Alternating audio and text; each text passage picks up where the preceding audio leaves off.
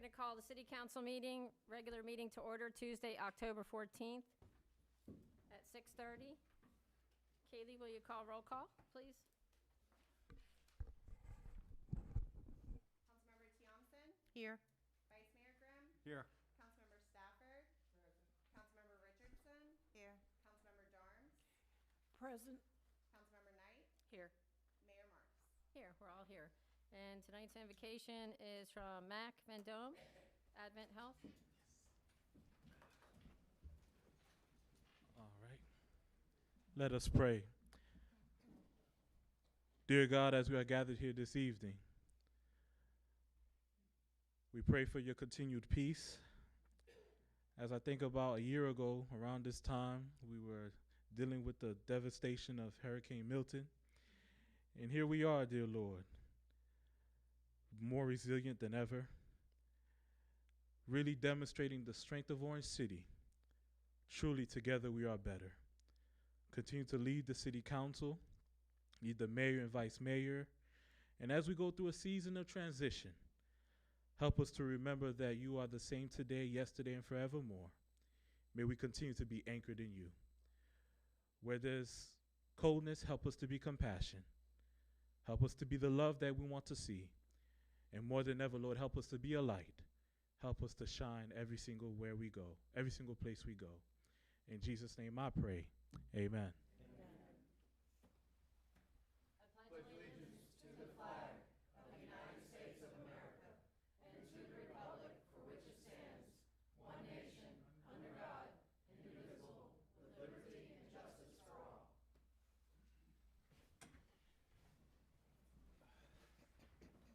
Thank you. Okay, number 1, absences, we have none. Number 2, presentations and proclamations. 2A, the Hispanic Heritage Month proclamation. Ms. Darms, do you have that? Yeah. Okay, we'll read it into the record.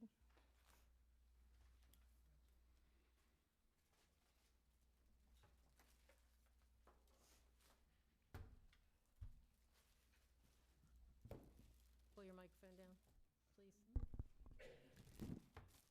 City of Orange City, Florida proclamation, whereas each year from September 15th through October 15th, our nation observes Hispanic Heritage Month, a time to celebrate rich histories, diverse cultures, and countless contributions of Hispanic and Latino Americans. And whereas Hispanic-owned businesses are a vital part of our community, driving economic growth, creating jobs, and strengthening the cultural fabric of our city. And whereas Hispanic entrepreneurs demonstrate innovation, resilience, and leadership across every sector, from small family-owned shops to large enterprises that enrich our local economy and inspire future generations.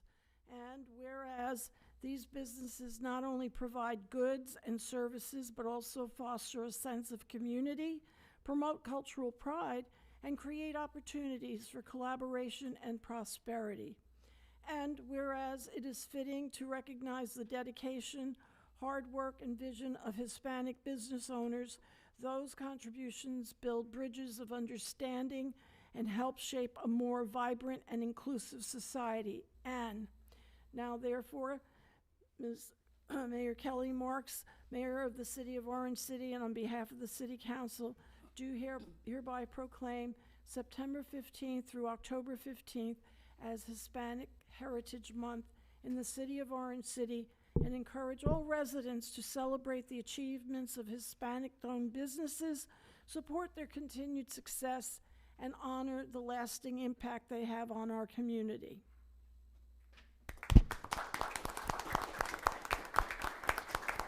Okay, did you want to come up and say a word, and then we'll take a picture? Did you want to say anything?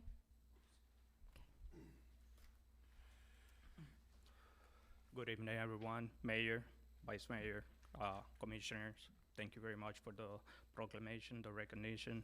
I want to make sure that I point out that we, as the Hispanic Chamber of Commerce, we have a few members that represent Orange City in here in the city. The recent bakery, El Encanto.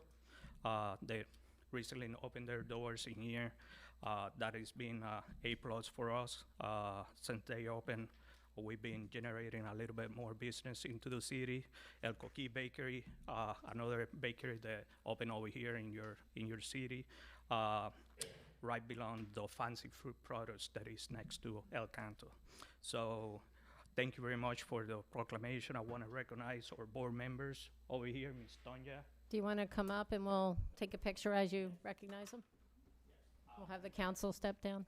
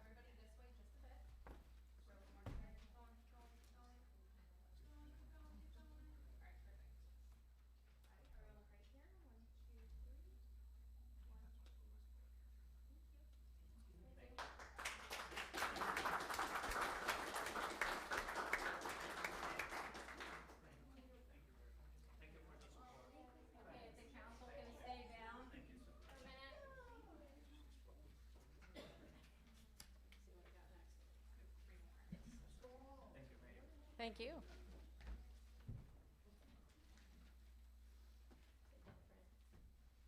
Sorry.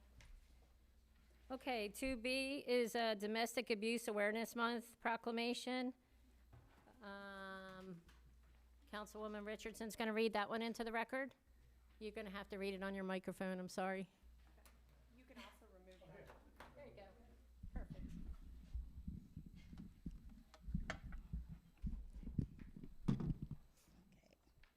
City of Orange City, Florida proclamation, whereas the Domestic Abuse Council of Volusia County, also known as the DAC, is the only certified domestic abuse organization in the county and has been a steadfast advocate for individuals and families affected by domestic violence, providing essential resources, support, and education to help break the cycle of abuse since 1976.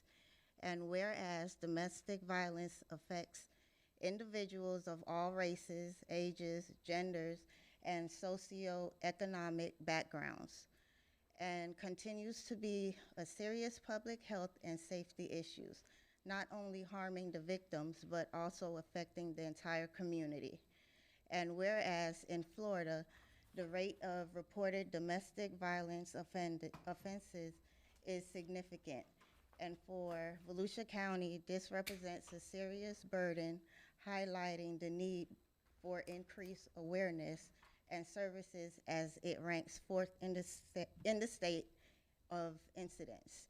And whereas the Domestic Abuse Council of Volusia County is committed to offer safe shelter for survivors and works in partnership with Volusia County Social Services and the Volusia Sheriff Office, law enforcement agencies, and advocates to prevent violence and promote healthy relationships throughout the county. And whereas it is critical that we as a community join together to fight against domestic violence committing, to raise awareness, educate others, and support those who are suffering in silence. And whereas the work of Domestic Abuse Council is made possible through the commitment of volunteers, community partners, law enforcement agencies, and countless others who combined efforts create a stronger, safer Volusia County for all. Now, thereas Kelly Marks, Mayor of City of Orange City, and on behalf of City Council, do hereby proclaim the month of October as Domestic Abuse Awareness Month in the City of Orange City, and encourage all citizens to join together in supporting survivors of domestic violence. recognizing the invaluable work of the Domestic Abuse Council and committing to make our community free from abuse. In witness whereof, I have set my hand to cause the official seal of the City of Orange City to be effected on the date of October 14th, 2025. Kelly Marks.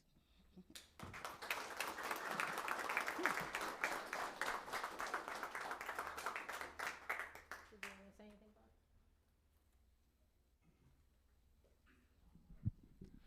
I'd like to thank Mayor Marks and the City Council for recognizing this very important month of awareness about domestic abuse. As you heard, our county, Volusia County, ranks 4th in the state of Florida, and we are nowhere near the 4th largest county in the state of Florida. So we've got to stand up and do something about this, and together we can make a difference. So thank you so much.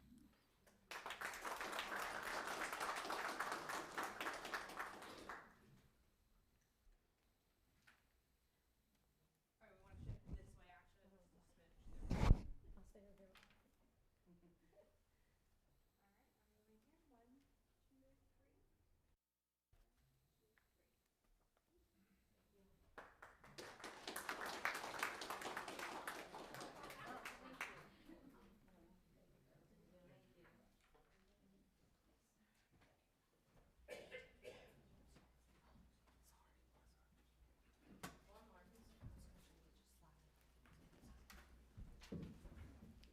One more, friend.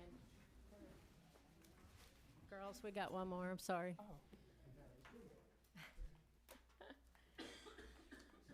Okay, we're moving on to 2C, which is Florida City Week proclamation.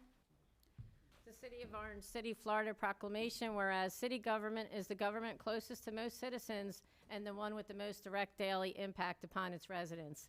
And whereas city government provides services and programs that announce the quality of life for residents, including public safety, parks, utilities, streets, and recreational opportunities. And whereas city governments are run by the people, for the people, and depend on public involvement and awareness of the vital services they deliver. And whereas Florida City Week is a time to recognize the important role played by city government in our lives and to highlight the dedicated service of the elected officials, the staff, and volunteers who make our cities run. And whereas the Florida League of Cities and Municipalities throughout the state will celebrate Florida City Week to increase public awareness of the services provided by city government and to encourage civic engagement. Now, therefore, I, Kelly Marks, Mayor of the City of Orange City, and on behalf of the City Council, do hereby proclaim the week of October 20th to the 26th as Florida City Week in the City of Orange City, and encourage all citizens to become more informed about their local government, to participate in civic activities, and to celebrate the vital role that city government plays in shaping the future of our community. In witness whereof, I have hereunto set my hand and caused the official seal of the City of Orange City to be affixed on this day, October 14th, 2025. Kelly Marks, Mayor.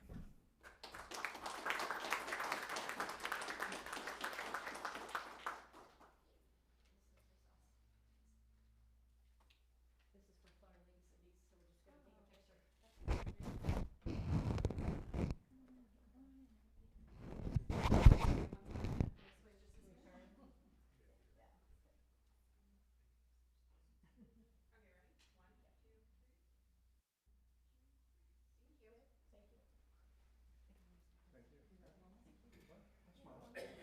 Okay, we're all done.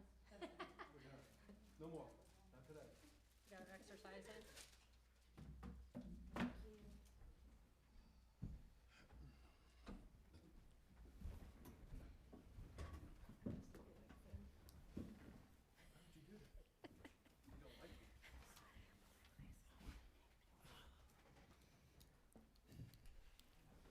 Okay. Thank you, everyone. We're moving on to citizens' comments. It looks like we have one citizen's comment from Mr. Patrick Murphy. Would you like to come up, please? Just state your name and address for the record, and you have 3 minutes. Madam Mayor, Yes. respectfully, we did pass over item 2D, the presentation of the life-saving awards. Sorry. We'll come Back to you in a awards, moment. okay. Okay. 2D, presentation of life-saving awards. Deputy Chief Sam Pilcher presenting. I'm so sorry about that. Hi, Sam Pilcher, Deputy Fire Chief, Orange City Fire Department. Thank you for your time, Madam Mayor, City Council. So, Brian, come on up. If they're gonna look at me, they gotta look at you guys too. Come on, Tony. So one of my duties is to work alongside a group of firefighters to recognize training, certification, years of service, heroic acts. In August 18th, I think. Yeah, August 18th, I got a letter from the supervisor on duty for the fire department. I'll read you his letter that he sent to for recommendation for a life-saving award. On the morning of August 6th, the fire department responded to a motor vehicle accident involving a motorcycle. Dispatch advised that the motorcycle was still trapped beneath the vehicle. Upon arrival, the patient was found supine, laying on his back, approximately 2/3 of their body pinned underneath the vehicle. It was immediately clear that the patient had been dragged approximately 275 feet before the vehicle came to stop. The scene was extremely critical and visually very gruesome. As I approached, I observed a group of bystanders, including Sergeant Kibbe and Tony, already engaged in a heroic effort to lift the vehicle off the patient. By doing so, they really reduced our time on scene to be able to help this person. When I arrived, they concentrated their efforts and in unison successfully lifted the vehicle high enough to free the patient without incident. As firefighters, we're trained to act without hesitation, but what Sergeant Kibbe and Tony did went above and beyond the expectations of the role. Their quick thinking and courageous actions directly contributed to giving the patient a fighting chance. Date of the letter, and then today the patient is recovering and is supposed to full recovery. It's really good, really good. So I'd like to present Tony and with them with a life-saving award. Chief, would you like-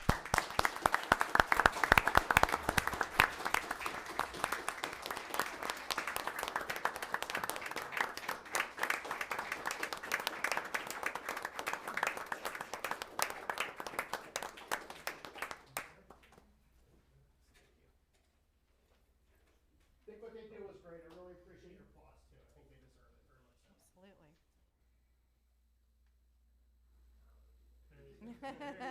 Absolutely.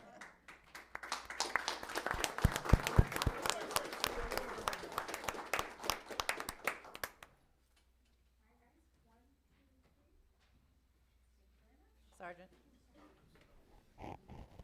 Thank you. Thank you. That's amazing.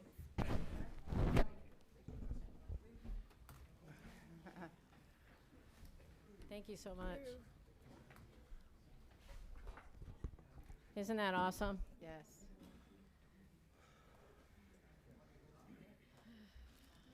It gives you chills to hear those stories. It's incredible. Okay. We're going to move on to citizens' comment. Let's try this again. I am so sorry, Mr. Murphy.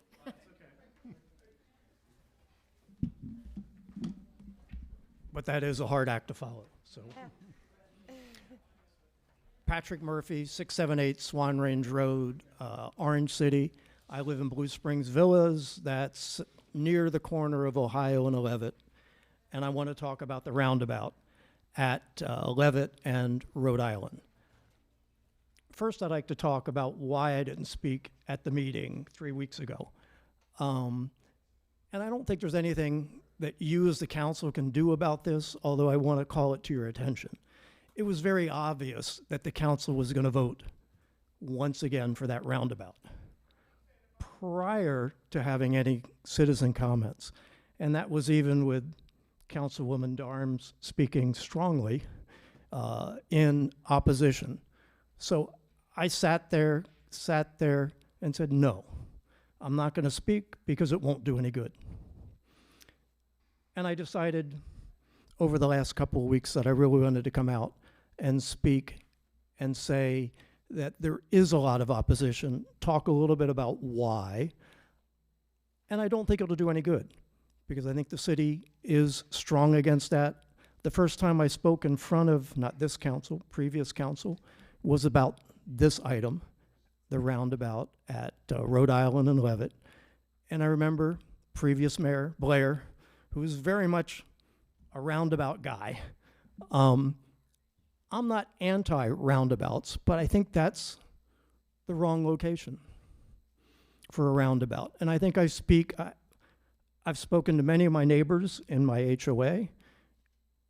Those who know about it are against it. There still is not a lot of knowledge that a roundabout is going to visit upon them in just a couple of years on that particular corner. I also look at the future of Rhode Island. We all believe, and I think perhaps many of us want, that I-4 connector at Rhode Island in our future. And I don't see that roundabout fitting in with that plan. Rhode Island will have to be expanded, and a small roundabout in that location I see as inappropriate in the long term. Finally, I'd like to talk about something in the future. I'd like the council to consider perhaps trying to find a forum where citizens can participate routinely on transportation issues. We all go to social media. You know I'm there, although I don't write a lot, but I'm in the background. But the issue we hear is transportation. Transportation. Today, an accident, 1792 backing up, right? 1792, other locations.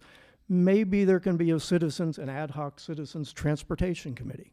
Maybe that can be a forum. As far as I know, there's never been a hearing on the roundabout at Rhode Island and Levitt, and I think citizens would like to speak about that. So, thank you for your time. Thank you. Okay, I don't have any more forums. Is there any more citizen comments? Okay, we're going to close citizen comments at this time. We'll move on to the consent agenda. Is there a motion? Madam Mayor, I'll make a motion, we accept the consent agenda. I second. We have a motion, we have a second.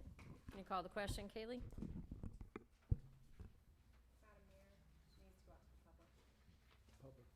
Any public comment on that?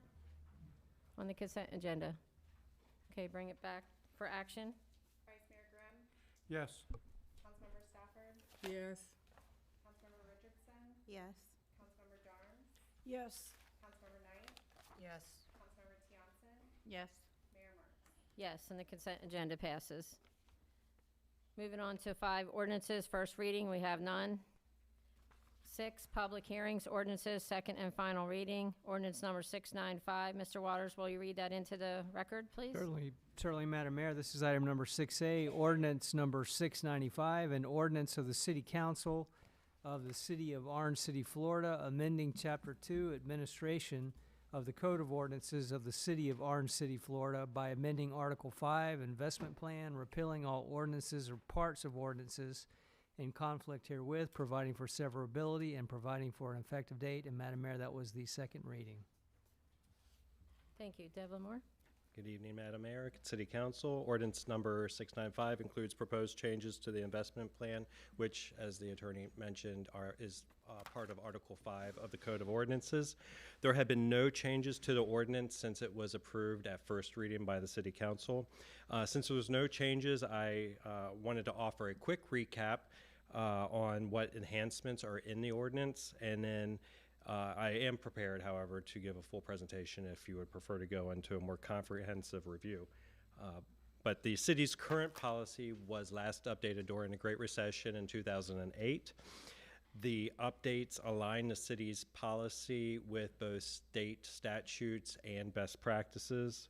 It further strengthens the guiding principles of the current policy, which are safety, liquidity, yield, and transparency in that order.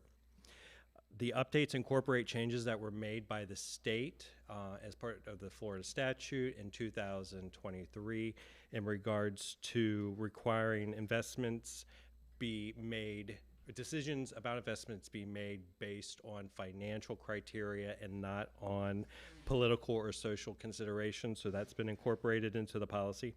It strengthens diversification controls by reducing concentration, and we've done that by implementing the per sector and per issuer limits. It expands the audit and continuing education requirements, and it enhances the safeguards and controls as it relates to how cash and the securities move during actual investment transactions. So with that, staff recommends that City Council approve the ordinance number 695 at second and final reading. Thank you. Thank you. Any questions? No? Okay, we're just looking for a motion. Madam Mayor, I'd like to make a motion to approve ordinance number 695 at second and final reading. Second. We have a motion, we have a second. Any public comment? Seeing none, we'll bring it back to Kaylee for action. Councilmember Stafford, Yes. Councilmember Richardson, Yes. Councilmember Jarnes, Yes. Councilmember Knight, Yes. Councilmember Tiongson, Yes. Vice Mayor Grimm, Yes. Mayor Marks. Yes, and ordinance number 695 is approved at second and final reading. Moving on to 7 resolutions, we have none. 8, discussions and action. 8A, extension of special event application for weekly Saturday farmers market at 300 South Volusia Avenue for a total 1-year duration. Christine Davis. Hey, good evening, Mayor, council members. Christine Davis, interim city manager. The applicant had an initial trial period that was granted for the farmers market at 300 South Volusia. There's one remaining Saturday of, I believe it was October 18th remaining, and we are now here to ask for to report on that trial period and ask for a longer period. During the time that the market was operational, we did not receive any police or fire concerns, no known neighboring concerns, and therefore we are able as a staff to recommend that council approve the extension through, oh gosh, it's for 1 full year. The provisions have stayed about the same. There are 8 provisions, and one new ask is to ask if council would consider whether or not it's reasonable to allow, whether or not you would approve reasonable adjustments to be managed through the city manager's office. Or if there is a request, would you prefer it to come back? That's the main difference between the first period and what would be extended through the 1-year period. I know the applicant is in the room, and I've had nothing but positive feedback, both from council and I visited it myself. Enjoyed everything that I bought, and it seems to be a good addition. So are there questions of myself or the applicant? We're here. No questions from the council. Do you just want a head nod on that last question? As far No, as- basically you have 2 motions you could approve. We're proposing 2 motions. The first motion would be to approve the extension request for the special permit 06254182 through the final operation date of August 22nd, 2026, with the 8 conditions stated above, followed by the second motion would be to consider authorizing reasonable changes at the discretion of the city manager or interim city manager, and then if there was anything that rose above that, we would obviously, if there was a concern about one of the conditions or more not being met, those would come back to council. But at this point, it could be a longer time period or a different date. But we don't know of any requests today, but we think that it could be, if you all agree, that it could be managed at the city manager's office level, and then if need be, we would come to you. But that's totally up to your discussion and whether you wish to motion or not. Okay, thank you. If there's no discussion, we would just need a motion for the first one. Madam Mayor, I'd like to make a motion to approve the extension request for special event permit SPEC-06-25-4182 through the final operation date of August 22nd, 2026, with the conditions stated above. I second. We have a motion, we have a second. Any public comment on this? Seeing none, we'll bring it back to Kaylee for action. Councilmember Richardson, Yes. Councilmember Jarnes, Yes. Councilmember Knight, Yes. Councilmember Tiongson, Yes. Vice Mayor Grimm, Yes. Councilmember Stafford, Yes. Mayor Marks. Yes, and the extension request for special event permit, spec 06254182 through the final operation date of August 22nd, 2026, with the conditions stated above is approved. Moving on to the second motion, we just need a motion. Madam Mayor, I'd like to make a motion to authorize the interim city manager at their discretion to review and administratively approve written requests from the applicant for reasonable schedule adjustments to start times, end times, or dates to accommodate for any potential growth or scheduling conflicts during the duration of the event. A second. We have a motion, we have a second. Anything from the public? No public comment, we'll bring it back for action. Kaylee? Councilmember Darnes? Yes. Councilmember Knight? Yes. Councilmember Tiongson? Yes. Vice Mayor Grimm? Yes. Councilmember Stafford? Yes. Councilmember Richardson? Yes. Mayor Marks? Yes, and it passes for the interim city manager to authorize at her discretion to review administratively approved written requests from the applicant. Okay, moving on to 8B, review of the city membership with the Rotary Club of DeBarry, Deltona, Orange City. Kaylee Burleson? Hi, Kaylee Burleson, City Clerk. So at the August 26th meeting, Mayor Marks requested that council review the city's membership with the Rotary Club. So that is what I'm bringing to you tonight. The annual membership cost is $920. That allows 2 designated representatives from the city to participate in weekly meetings, socials, community service projects, training sessions, and other Rotary-sponsored activities. These events promote fellowship, networking, and service in alignment with the Rotary's motto, which is service above self. The most recent council appointees serving as the city representatives were Gary Blair and Lisa Stafford. So if you continue your membership, we will need to reevaluate those appointees at some point. But I figured we'd get through this agenda item first.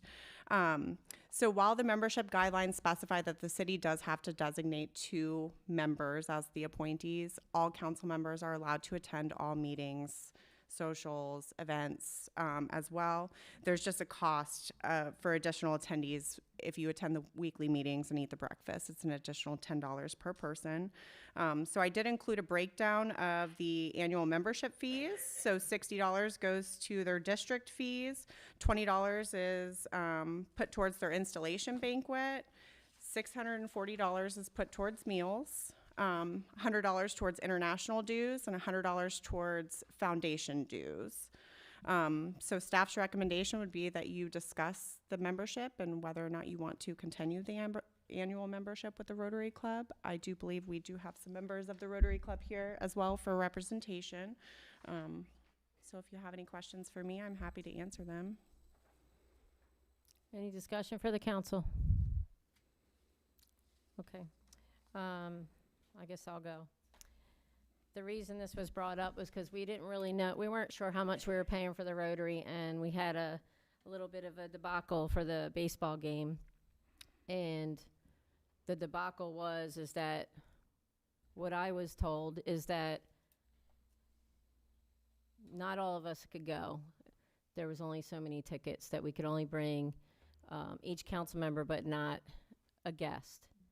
So I had looked into seeing if we could bring our significant other to the game, because it is a family event. And apparently there was only so many tickets that were available with the Rotary, and it was a special event, or a private event, is what I was told. So I had called the ball field to see if we could purchase the tickets ourselves so that it wouldn't be a burden on the Rotary, and they said yes. I then called the president of the club, and she flipped out on me and said, how dare I do that, because this is her event. She's the president, and, you know, I shouldn't do that she should do it. It's her event. So we went around and around on the phone, and she specifically said that Orange City is a pain in the you-know-what, and no other city has given her trouble like that. So it was an argument, but I'm not in favor of canceling the membership, because I think that they do good for the community, and it's not a lot of money. But I am not in favor of special favoritism for certain members, because I was told that one of our council members was bringing a few people, but none of us could bring extra guests. And this membership is purchased by the city, so therefore we should all be treated equally. If we're gonna buy it with the taxpayer dollars, we should be able to go. And also, it wasn't something that I was asking for free for our significant others. It was, we just wanted to bring our family to enjoy the game. So, like I said, I really like the Rotary Club, and I don't want to cancel a membership, but when I'm told that Ms. Stafford is always at every meeting and she deserves to get more tickets than any of us up here, I don't think that's fair, because some of us work full-time jobs up here and we cannot attend the Rotary meeting, and some of us are retired up here and can. So I don't think we should be held something against us for not being able to come to the meeting. And so that's how it went down, and I appreciate all the time that Ms. Stafford's put in with the Rotary. I wish I had more time to do that, but I just don't think it's fair, so that's why it was brought up. Ms. Stafford? Yes. What had happened, what really happened is, not only do I go to their meetings and I have my family to assist volunteers, we all helped out. And not only did they offer the city one for each person, I'm a member of the council. They offered me one ticket. Also, I'm a member of the Rotary, in which I work hard. I try to put service before self. I do what they ask me to do. I get volunteers to come in and assist with what we do. I mean, hey, maybe I can't be present sometime, but I can send someone to let them know that, hey, I want to be part, I'm concerned, I want to work with you. You know, I understand some people have jobs, but you can send a volunteer in. And that's what I do. I try to put service among self, before self. And it's for that to be blown out of context like it was totally not necessary. We're not in high school up here. We're not in high school up here. We're working people that's working for our community. And I mean, for you to just say that and not know the whole story behind it. Thank you. So I only know what happened with what I was involved in. But like I said, I think it's great that you put all that time in there. It's wonderful. I wish I could do it. I run a nonprofit myself. And so I know how it is when you have to get volunteers. I can't get volunteers to go in and help the Rotary when I'm getting volunteers to help my own business. I wish I could. We do work together sometimes on some things. But the thing is that we are all Rotarians. This membership is for us all to be Rotarians. So you're not the only Rotarian up here, to be fair. And so I think I could probably say most of us up here, all of us, put service above self in one way or another. Maybe not at the Rotary Club, but in life. And so there's good all up here. There's no doubt about that. And I'm not saying that what you did is wrong. I think it's good what you do. What I am saying is that we all need to be treated equally, because this is a membership for the city council, not for Lisa Stafford. And so when you said I had wrong information, I only had the information that I had from the president on the phone. And also when she said to me that you were bringing like 2 or 3 of your family members, but we couldn't bring our family, that was a red flag for me. So that's why I said something to her. It wasn't a personal vendetta or anything like that. It was, okay, well, if she can bring her family, we were all excited. We were going to go and do an Orange City night at the ball field, and it turns out that it wasn't an Orange City night, because it was a Rotary night that invited Orange City to we were going to throw the pitch and, you know, and have some food and drink, right? But it didn't happen that way. It was, this is how many tickets we have, and specific words to me, and that's the only reason I say this, I hope you know, is that Lisa Stafford is always here. She does everything with us. She volunteers at everything. So she deserves to have more tickets. I don't agree with that. I don't know what she said or what was said at that time. All I know is what I do, and I do it for each and every. This is not the only organization. Rotary is not the only people that I work with. When it comes down to Orange City, When anybody calls me, I'm there. They call, they send to the city clerk information, I'm there. I don't think there's a question here in that. That's not what this is about, so there's no sense in So- going on So about why that. is it a problem? My thing is, Excuse why me. is it a problem? Why is it a problem? Okay, I know you're the chair, and you, yeah, hey, but you gotta give me my opportunity ahead. too. I'm a city council, we all have one vote up here Go at ahead. on this dais. Okay? Continue. Okay, so my whole thing is, why was it a problem? I mean, family is family is family. She didn't know who I was bringing. I just asked her for some extra tickets. And I asked her when it first came out, because I was sitting there. She didn't show any special favors. She didn't do anything special. She invited each and every last one of us to attend. For whatever reason, each and every one of you all decided not to attend. And she had that opportunity, you had the opportunity to attend if you wanted to. And I'm quite sure if you told her you wanted to bring your guest, she would have said, okay, you got to pay X amount of dollars to go. I don't know. Because she told me that. Okay. Are you finished? Yes. You good? Okay. I didn't want to interrupt. That's why I'm asking. Before I go to Councilwoman Knight, I just wanted to say that she did tell me that we could not bring other people, that you could, but we couldn't, and that's what this is about. So I just want to make that clear. I would never even bring this up. These people in this club are my friends. Like, I was just like, in fact, the president of the club was my treasurer at my campaign. So I was just astounded as you are. But the point is that it just can't happen like this. You can't tell one council member that they can bring their family and the others say no, because that was the question. Get the full story. That's all I say. Get the full story. Excuse me. before You have to address the chair if you're going to speak Chair, out. get the full story before you make those type of Excuse me. comments. Point of order. Thank you. Councilwoman Knight. So I'm gonna look at this from an objective viewpoint, because I was in management for 25 years. When you're offering somebody something, you need to be equal across the board. I understand that. I understand that Ms. Stafford does a lot with the Rotary Club. She volunteers, her family volunteers. I also understand that. But when you reach out to a city council, you need to be fair for each council member. And if they had wanted to offer her extra tickets, okay, that's fine. But do it outside of the city council invitations, if that makes any sense. So I think the way it was handled was probably not the best way it was handled. It probably could have been handled a little bit better. And then that way there would not have been such a divide.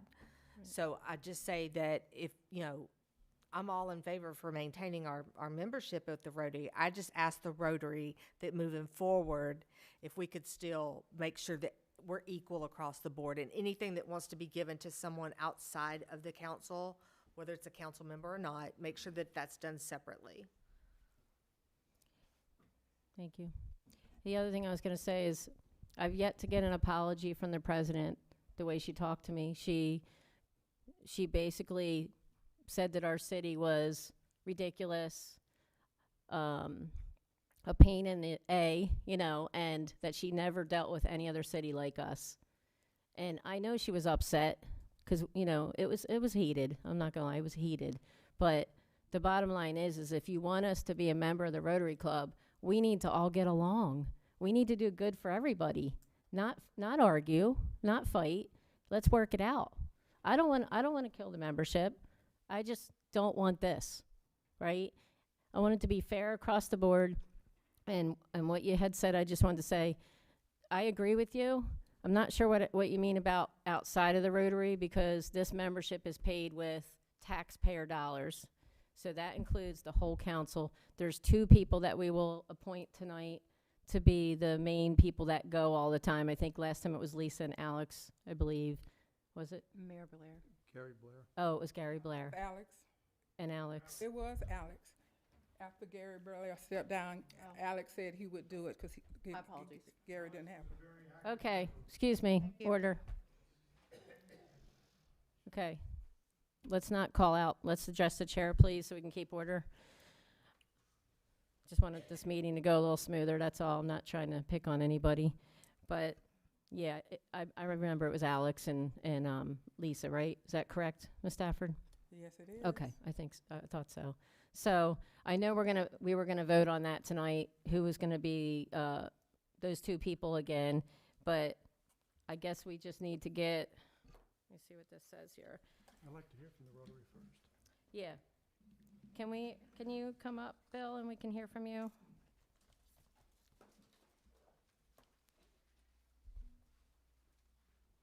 Thank you for letting me speak tonight on behalf of the Rotary Club.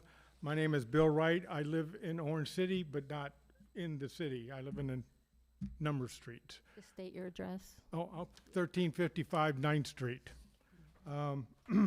We've been working with Kelly on her projects for as long as we've known her. We've always had a good association with her. And it's a shame that this came to be in the first place. But my understanding was at the time there was no more tickets to hand out. And that's what started the whole thing off. And they were our president's own tickets, not even the Rotary Club tickets. But anyway, I just want to go through some of the benefits of Rotary, if I have a minute here. It helps address the community needs and build stronger societies through its existence of network volunteers and its resources. Rotary complements government efforts in what they do, key areas such as health, education, and economic development. We support band trip to London, mentoring programs for the high school students, support Advent Health Fish Nurses Foundation, the Backpack Buddies. I'm also have been Santa for breakfast for Backpack Buddies for how many, 3 years? 3 years? Love that. We also develop young leaders with RILA, our program for RILA, and support those programs, and it costs $400 to $500 for each student to go to that. The whole idea is community, and we want to keep this community and raise it above the level that it is. I know Mayor wants to do the same thing. And so, Alex, we miss him. And Lisa, she's there for us. And we don't want to lose that. It's our connection. We have we're DeBerry, Deltona, and Orange City Rotary Club. And you know, we got to think of our name every time we see it. Bill, you have to address the council. Okay, and so we want to keep it that way. And I just think that public involvement, volunteers, is what the city needs to raise its level also. And we will work hard to do the same. Any questions I can answer? All right. No questions. I just have a comment. I love the Rotary. I'm going to tell a quick story. When years ago when I had a little boy, we couldn't afford Christmas. Someone knocked on my door and brought Christmas. They're always there. There's no doubt. I don't think anybody doubts that up here, just so you know that. It's just this little thing between us. We just need to straighten it out and move on. We just need to move on. I agree. And just, we need to make sure this isn't going to happen again. And so my question is, are we going to be equal? That's all we want. Well, again, I think when we had the meeting, everybody raised their hand that needed tickets, and that's when the tickets went. So after that, it was difficult to get any extra tickets. Well, and I wanted to say, I forgot to mention that. Your president did say that she paid for those tickets herself, so that's why she was upset and that we wanted more. So I get that. That was coming out of her pocket, right? I think that the miscommunication here is that when I called the ball field, they said, you can bring as many people as you want. You can bring hundreds of people. You pay extra and you can bring whoever you want. So when I had called the president back and said, well, we're all going to bring our family. We're excited. We were going to make this an Orange City night. she lost it and was like, I never said you could do that. This is my party. Yeah. And so that's the part of Rotary that I don't understand. If she's going to be the president, she should open her arms to all of us. We all want to be part of it, you know? We only had so much food for so many tickets. He was going to add it, though. That's what I was telling her. The guy at the ball field said Okay. he would add the food. Well, let's just say that, hope it doesn't happen again. Yeah, well, Okay? that's And- what I'm And if we saying. can move on, we'll be happy with that. Yes, ma'am. Yes. I don't have a question. I just wanted to kind of make a comment and give everyone just a little bit more insight as to some of how that happened. And I appreciate the mayor on my behalf because, so Alex and I, we always did cousins weekends with the grandkids. Most of the time it was me, but he did too. Since his passing, I hadn't had an opportunity to do that. And it happened to coincide with the same night as this ball game. So in order to make both of the things happen, I wanted to be there for the Rotary Club and attend this. I wanted to also bring my grandchildren, but they have to be where I can see them. I can't be off in a special spot where they're in, the stands. And I don't know how that ball field is set up. So I just simply asked, can I purchase tickets? And then everything happened. So I was just like, well, my children or my grandchildren, they're more important, than something that I have to attend for the city, and I'm sorry, but that was just the way it had to be. And so I just want to put that out there that isn't why I didn't attend, because I wanted to snub my nose at the Rotary Club. That is not what happened. So I just want to let everyone know that there's other things that occurred. So, and I don't see why this is a big to-do, and it shouldn't be, and I think we should move forward with this. Better communication and Absolutely. better working Absolutely. relationship. Yep. Dana? I think another thing is we need to make sure that we take a professional approach, not that you didn't, a professional approach when we discuss it with each other, so we make sure we're clear and concise in communication between both parties, not just from the Rotary Club, but just from both parties. And then that way, there's no confusion, that it's all, discussed in a calm and professional manner. I agree. Ms. Dorms? I think that it just takes one incident or one person to give an entire community, and in this case, the Rotary, a negative feel about it. And I have to say that what would it have cost to just call and say, hey, listen, I gave it some thought, I apologize, it's fine. And she needs to think that she's dealing with a lot of people out there, and the word gets around, and what she needs to do is think before she speaks. So, this is something you may want to relay to her, and I've met her, but it just takes one incident to throw things in the trash can. Yeah. And that's what could happen here. I agree, and there's two sides of two different people talking two different sides. Exactly. And it's just a shame that it blew up that much. Yeah, I agree. Are we going to have problems in the future? I hope not. I don't want any, that's for sure. We don't want any problems. I mean, we want to be part of the community. And you want to be part of Rotary, and we plan to be here a long time. We have 1.4 million Rotarians around the world, and when we help, and that's all we need is a knock on the door. Yeah. So I have one more comment. Any way you can make it a little later than 7:30? well, we're mostly business people, and we have to I get back get to it. our businesses. So, thank you again for your time. Thank you. Thank you, Bill. Yeah. Thank you. Did you want to say something? Come up to the mic and state your name and address for the record. I'm Franklin Rodriguez, president-elect for the Deltona, DeBerry, Orange City Rotary Club. I just want to reinforce that you guys are all equal. And when it comes to the club, Orange City is one of our members by the whole city. Every one of you, more than welcome to attend our meetings that they are held in the Deltona Center every Thursday, 7:30. Well, the fourth Thursday of the month is a social. So if you want to attend the socials, you guys are more than welcome. So You guys are all equal. You guys are all Rotarians. Just want to make sure that you guys, when leave tonight, just think about what you guys going to do on Thursday morning at 7:30 in the morning. Visitor Club. Thank you.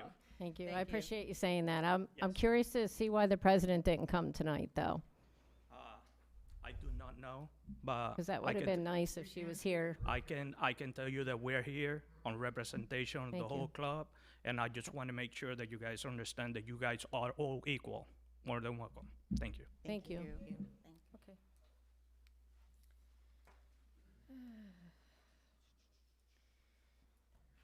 Okay, if we're just looking for a motion.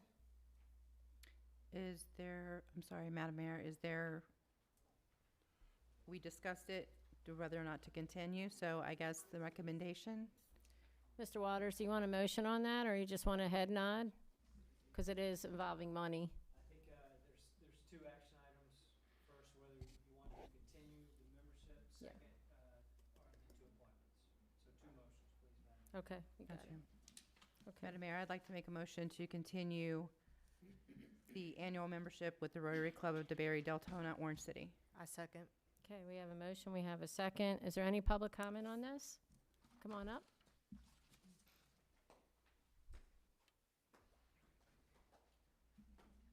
Hi, my name is Narada H. Williamson, and I live at 811 Gunnison Drive. Am I correct that the breakfast costs $694? No. How much is breakfast? So the 600, where'd you get $694? Somebody broke down some figures, and Are you ref? Oh, Okay, so that's all the breakfasts for the whole year for two people to come, Oh, right? Can you come up and speak, Bill, into the microphone? We'll let the Rotary answer that for you. The corporate structure for what we do is for two people, and that pays for one breakfast. So if you bring two people from your corporations, the other one pays for breakfast. And I think breakfast is $15. It's over that. I'm sorry, 10? Yeah. 10, okay, sorry, my bad. So, and it's not a heavy, it's not a big breakfast, but we're trying to keep money down as much as possible. of course. Okay, so the first one is free, and if the second one shows up from the Well, council. it's not free, it's part of, A part of the membership, dues. I'm sorry. Then the second one comes, and they would pay an Pay additional $15. 10. And the whole council is welcome to come and have Yeah. breakfast and see what Rotary's doing in our community. And it would be And additional. it'd be 15 yeah, bucks. 10, Yep. $10. Oh, it says I'm on- sorry, $10. It's okay. Thank you. Thank- Thank you. okay. So what my concern is now, my minutes, is that adjusted to my minutes up with the Yeah, she question? stopped it. Okay. So what my concern is, I've been to the Rotary Club, and I know what they stand for. But because of the fact that Orange City has so much problems now with budget and trying to meet our day-to-day expenses, meals, I'm sorry, I just have a problem with the meal section. So that's part of the Rotary membership. When you go to the meetings in the morning, they have breakfast that's there that they have to pay for. Excuse me, order. So it's part of the whole meeting, and there's other dues or fees in this membership. It says meals are $640, international dues are $100, and foundation dues are $100. So it's looks like $840. Oh no, there's some on the front too. Whole deal's $920. $920. So it's $920 for the year for us to be a member of the Rotary that supports our community. Like Bill said, they do things for all kinds of No, people. I've been to the Rotary several times, and the only reason I didn't join is because they told me for me to join for the year it was going to be $1,000, and that's the reason I didn't join. But I've been to like 4 or 5 of their meetings.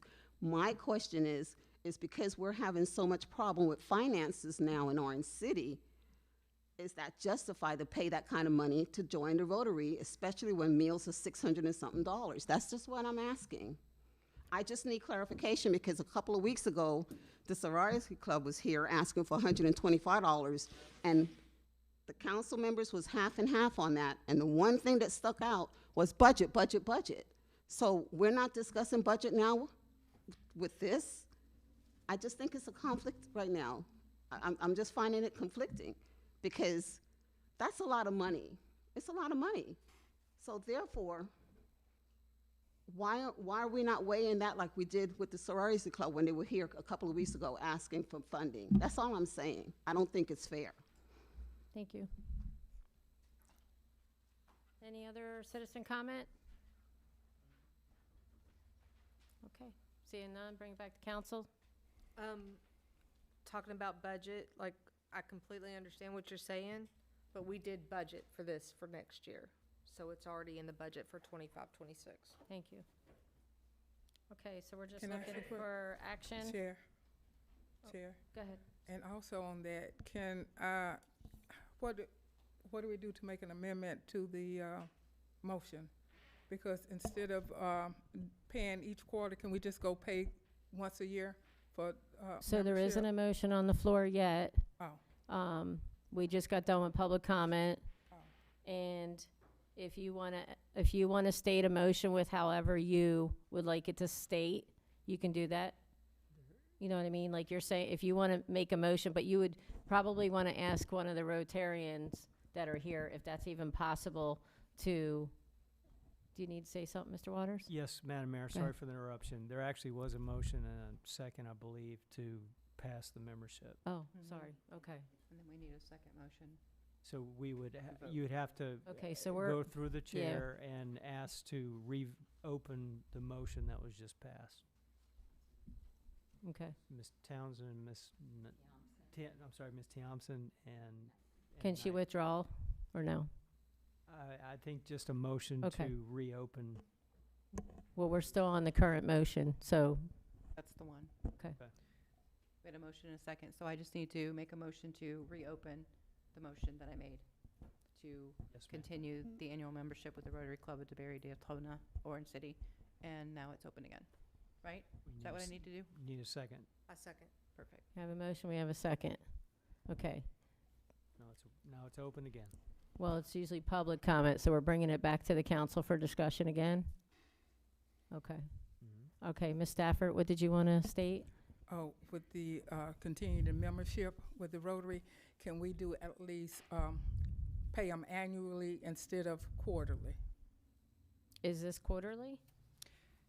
No, They that do- 900, They do submit their invoices quarterly. They email them directly to my office. I believe that is something that staff can work with the Rotary Club if they're willing to issue us an annual invoice. We are happy to pay it all at one time. The only reason that we pay it quarterly is because that's how they supply the invoice to us at this time. And I think that was originally started because of the thought of additional council members attending breakfast and being able to keep track of those extra costs. So I have a question. So the $900, is that annual? Is that the total fee for the year? Okay. And we pay quarterly out of that 900 and some dollars, right? Correct. Okay. Ms. Thompson? There's no change in the annual and the quarterly rate, so it makes no difference. So once, we just want to do it because it's easier? but now that she explained why you do it quarterly instead of annually, she said because in case someone else goes to breakfast, they have to put an additional charge on the invoice. Okay, And so if- there's So no I changes. understand that. If they prefer to have it paid on an annual basis instead of a quarterly, staff is happy to work with them as long as, if additional council members attend a breakfast, they can invoice us separately for those costs if they'd like. I have to ask the council, what is the point, though? No advantage, I don't. There's we're gonna pay the same amount whether we pay quarterly or annually, and it's budgeted for the year. Ms. Stafford? Chair, they said in case someone else attends, like if another council member attends, it's an additional $10. Madam Mayor, am I allowed to ask them a question? They'd have to come up, yes. Would you like to elaborate? Potentially, if that is a possibility, if we can pay you annually or if you prefer quarterly? It is whatever's easier for you. We can just bill you once a year, but it'd probably be the same amount.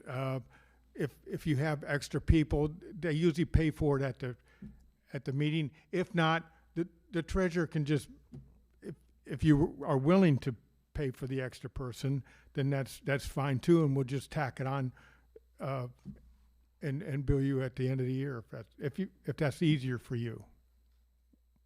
We'll be glad to. Okay, thank you. So I suggest that we will need a motion, but I suggest that we just do it yearly, and that way, however many guests show up, it'll be on there. Like I said, lately, a lot of us haven't even gone, so it's not a major difference, but if we're gonna move forward with the motion, the council has to make a motion on what we're gonna do, so. I don't think whether we pay them on a quarterly or annual basis needs to be included in the motion. I think that's typically something that would be worked out between staff and the organization. Yep. I mean, that's completely up to you all. Go ahead, Mr. Waters. It's completely up to the council. You can add it to the motion or not. Yeah. I mean, if we add it to the motion, then we have to stick to that payment process, because that's what the rule is, right? If we don't put it in there, it's flexible to change it if we want. So, and that would be a question for the staff, what you're more comfortable with. As we receive the invoices, we have 30 days to pay them. So we process them the same as we process any other invoices. I'm not aware of any issues that we have had regarding late payments to the Rotary Club. I'm happy to do whatever the council would like me to do, or if you want me to refer to the organization, I'm happy to work it out with them as well and report back, however you would like. Our chamber memberships are paid on an annual basis, but that is the only option they provide. The Rotary Club, I believe, has been a quarterly basis since we joined, and they actively send their invoices, and they actively get paid by the city of Orange City every quarter. I mean, it's not broke, so why fix it, right? Might as well just leave it the way it is, move on with the motion, whether we're gonna continue the membership, first motion, and second motion on who will be the delegates to go. All right, so Madam Mayor, I'd like to restate that I would like to make a motion to continue the annual membership with the Rotary Club of DeBary, Deltona, and Orange City. I'll second. Okay, we have a motion, we have a second. Any further comment from the public? Okay, we'll bring it back to Kaylee for action. Councilmember Knight, Yes. Councilmember Thompson, Yes. Vice Mayor Grimm, Yes. Councilmember Stafford, Yes. Councilmember Richardson, Yes. Councilmember Darms, Yes. Mayor Marks. Yes, and the motion passes to continue annual membership with the Rotary Club at DeBary, Deltona, and Orange City. Moving on to the second motion. Can I have a second motion for the second part? We need to pick two representatives to represent the Rotary.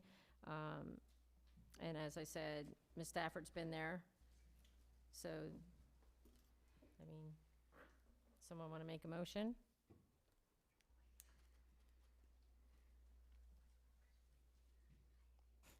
Are we doing two? We have to pick The vote.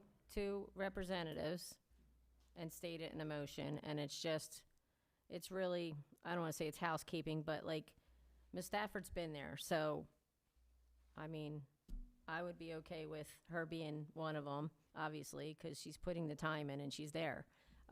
But we need to pick someone else up here. Is there anybody else up here that's interested in being, okay, so, Councilwoman Knight says she's interested, so could we get a motion on those two people? The motion would be to appoint Lisa Stafford and Dana Knight as the city's appointees for the Rotary Club membership. So moved. So we have a motion on the floor. Is there a second? Second.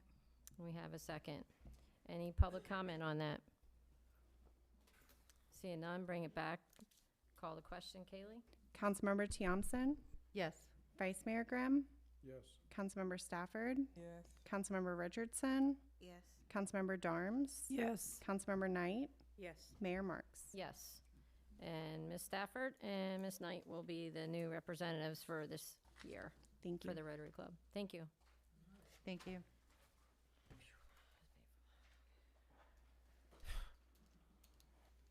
Okay, moving on to 8C, discussion regarding evaluation appraisal review based amendments to the city's comprehensive plan. Joe Ruiz. Yes, good evening, Mayor, City Council, respected members of the public. Joe Ruiz, Development Services Director for the City of Orange City.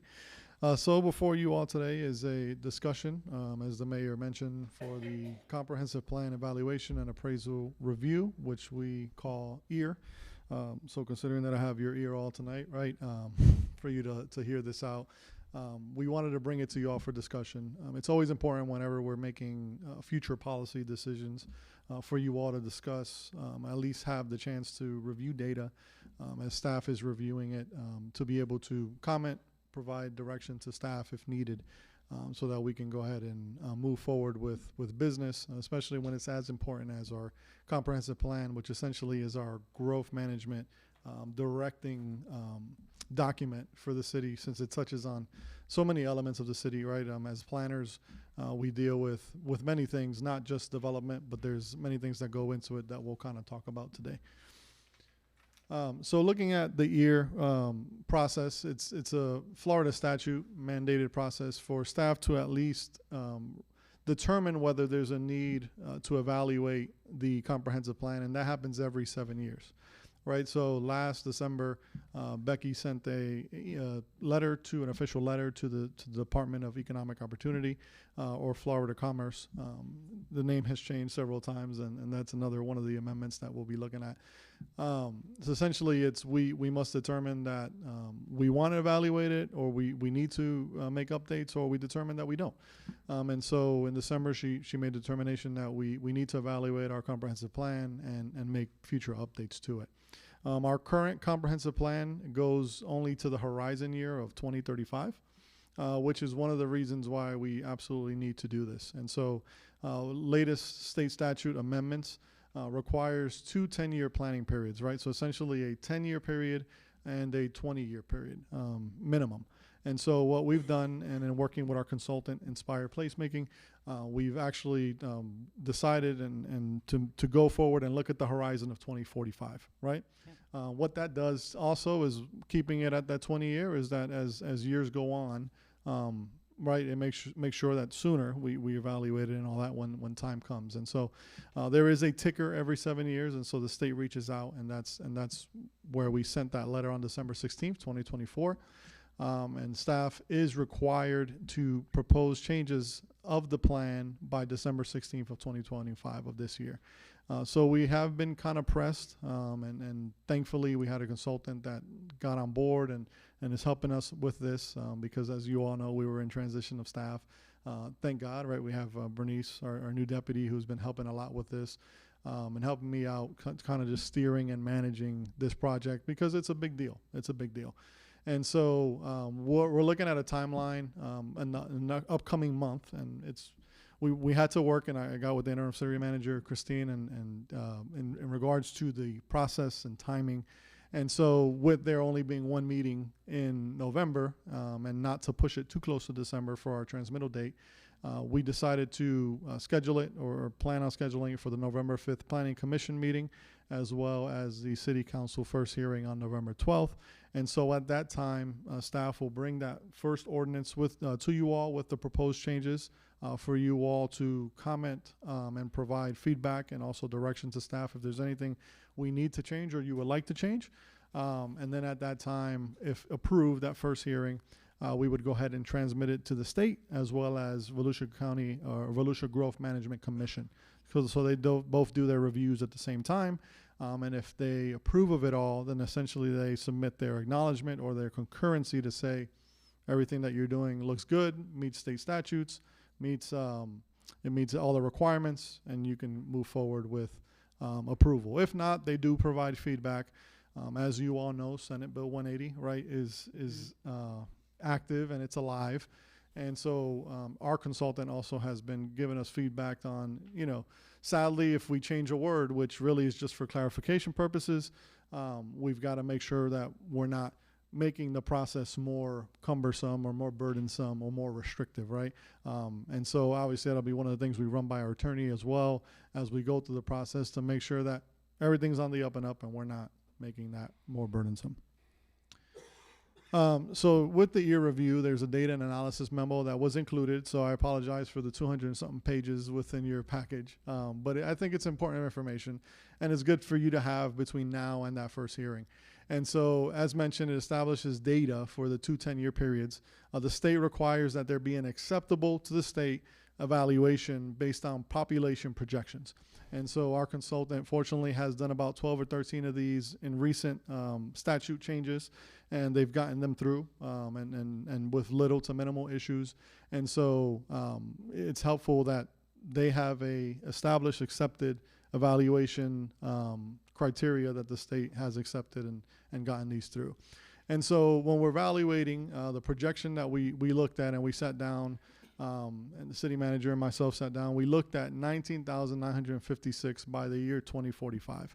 So when you compare it to the 2020 census, that's an increase of 7,324 new residents in our city as a projection. So the city is growing. The city is anticipated to grow. We anticipate a lot of that growth will happen in the first 10-year period and maybe slow down in that second year as lands become less available and things like that.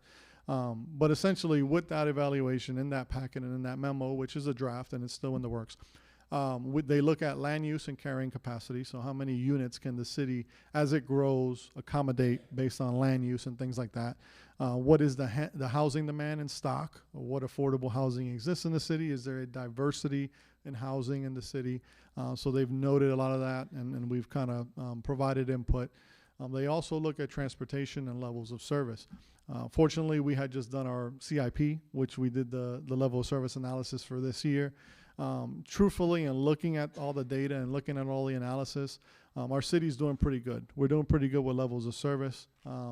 There were some roadway concerns with failing, what they may be failing by the year 2045. The fortunate thing about all that was none of those roads were our roads. They're all state and county roads, right? 472, 1792, Veterans Memorial Parkway. So really, it's you know, the way I see it is that there's going to be a lot of initiative and a lot of monies that will be coming in from the state, from the county into our city to address these failures as time goes on, or to address the fact that failures don't occur, right, and that we improve our roadways and be proactive. And a lot of that happens within our development review application process, especially with these planning to developments. We get to look at proportionate fair share, traffic impact analysis, and so we try to stay ahead of the curve so that our roadways truly are not failing, right? And so we try to channel a lot of that money that's sent to them our way and within our city. Also, what's looked at in the evaluation appraisal process is utilities, solid waste, parks, schools, and also there's a future land use map series that's included in there. So really, when we look at the evaluation appraisal process, we can update our comprehensive plan realistically whenever we would like. Essentially, the state, what they do is they provide a ticker for us to make sure that we've checked the box. Does the city want to make the changes? Yes. Go through the process. And so we confirm that, yes, we're meeting the cycle requirement that the state has. And so when you look at the year, essentially there's been a lot of legislation, there's been a lot of preemptions that occur. And so our comp plans have to get updated, right? Our comp plans to get updated. Sometimes our land development codes have to get updated because there's conflicts within language in our documents compared to new state statutes.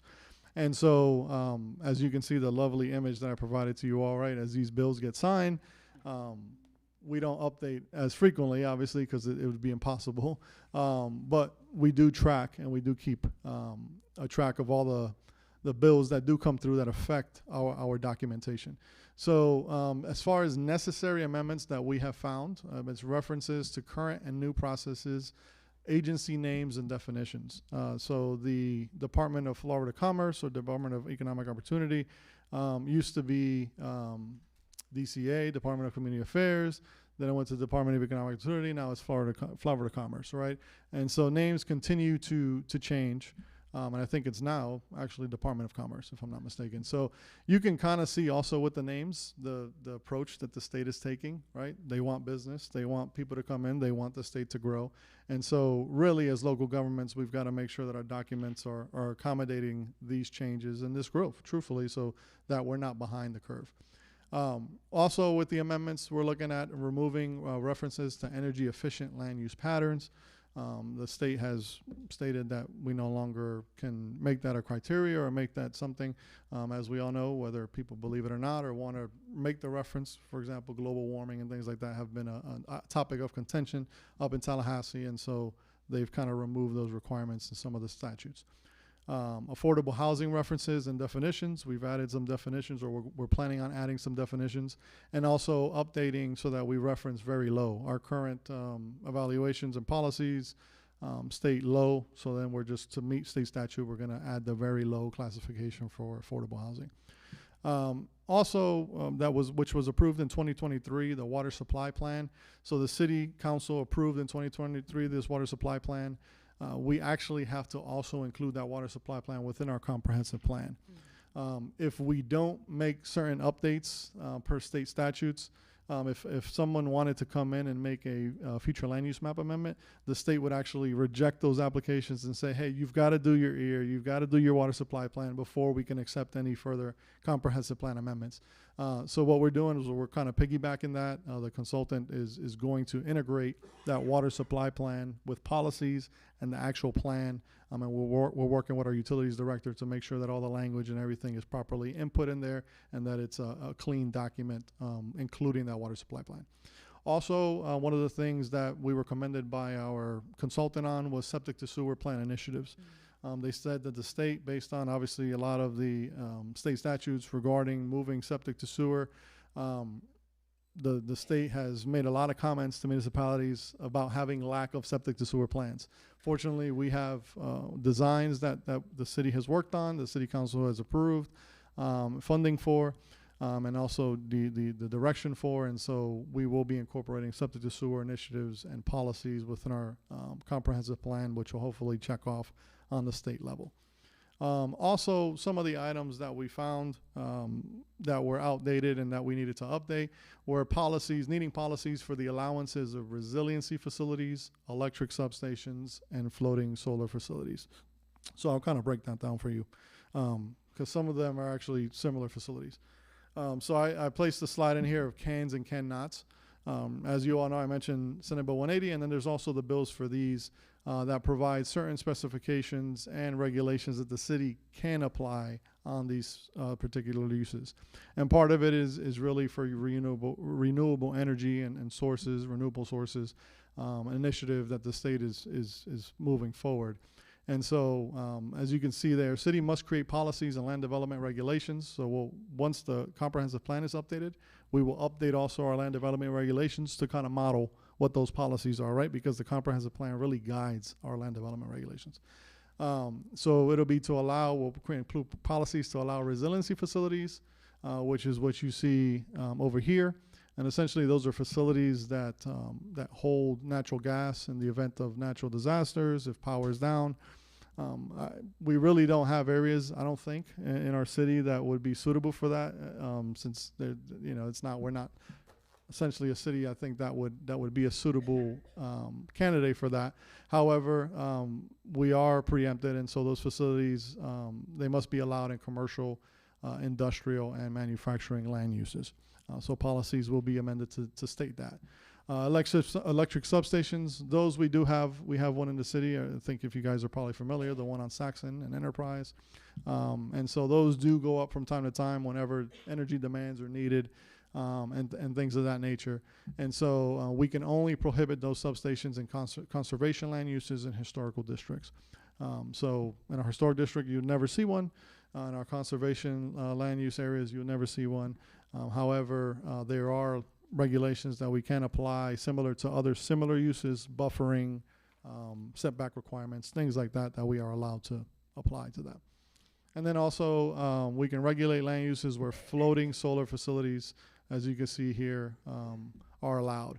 And so staff is really looking at keeping these floating facilities outside of our development area, our housing development areas, our subdivisions, our neighborhoods, and really, if you've got large pond areas, typically that's where they put them, where there's a lot of sun hitting the pond areas, and they can kind of access that light source. And so we will be proposing in our ordinance regulations to limit where those can be and where those can go as allowed by the statute.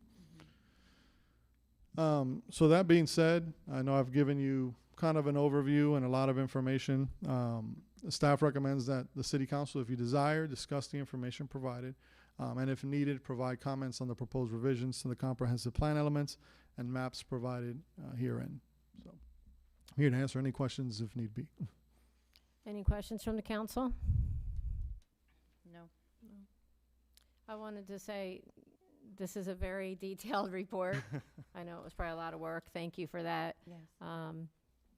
With that state bill, that means that those things could be built in our industrial area, right? Yeah, with the state bill. Don't have a lot of industrial area, but Right. it could happen, right? Yeah. If someone proposed. If someone proposed it, yeah, a lot of the industrial area that we have left, we've got, 40-acre parcel on Rhode Island and VMP that they were looking to do live local. It's been kind of quiet on that. And then there's a segmented area between Thorpe and Levitt that if people accumulated parcels and aggregated parcels, possibly they can get a larger development in that area, but. Okay, thank you. No problem. All right. So are we looking for a motion on this? Because I don't see. No, it's just if the council needed to discuss, Okay. yeah. I'll be bringing it back, as mentioned, in November, at the November meeting, so for the actual first hearing of the ordinance. Okay, thank you. Thank you. Thank you very much. Thanks, Joe.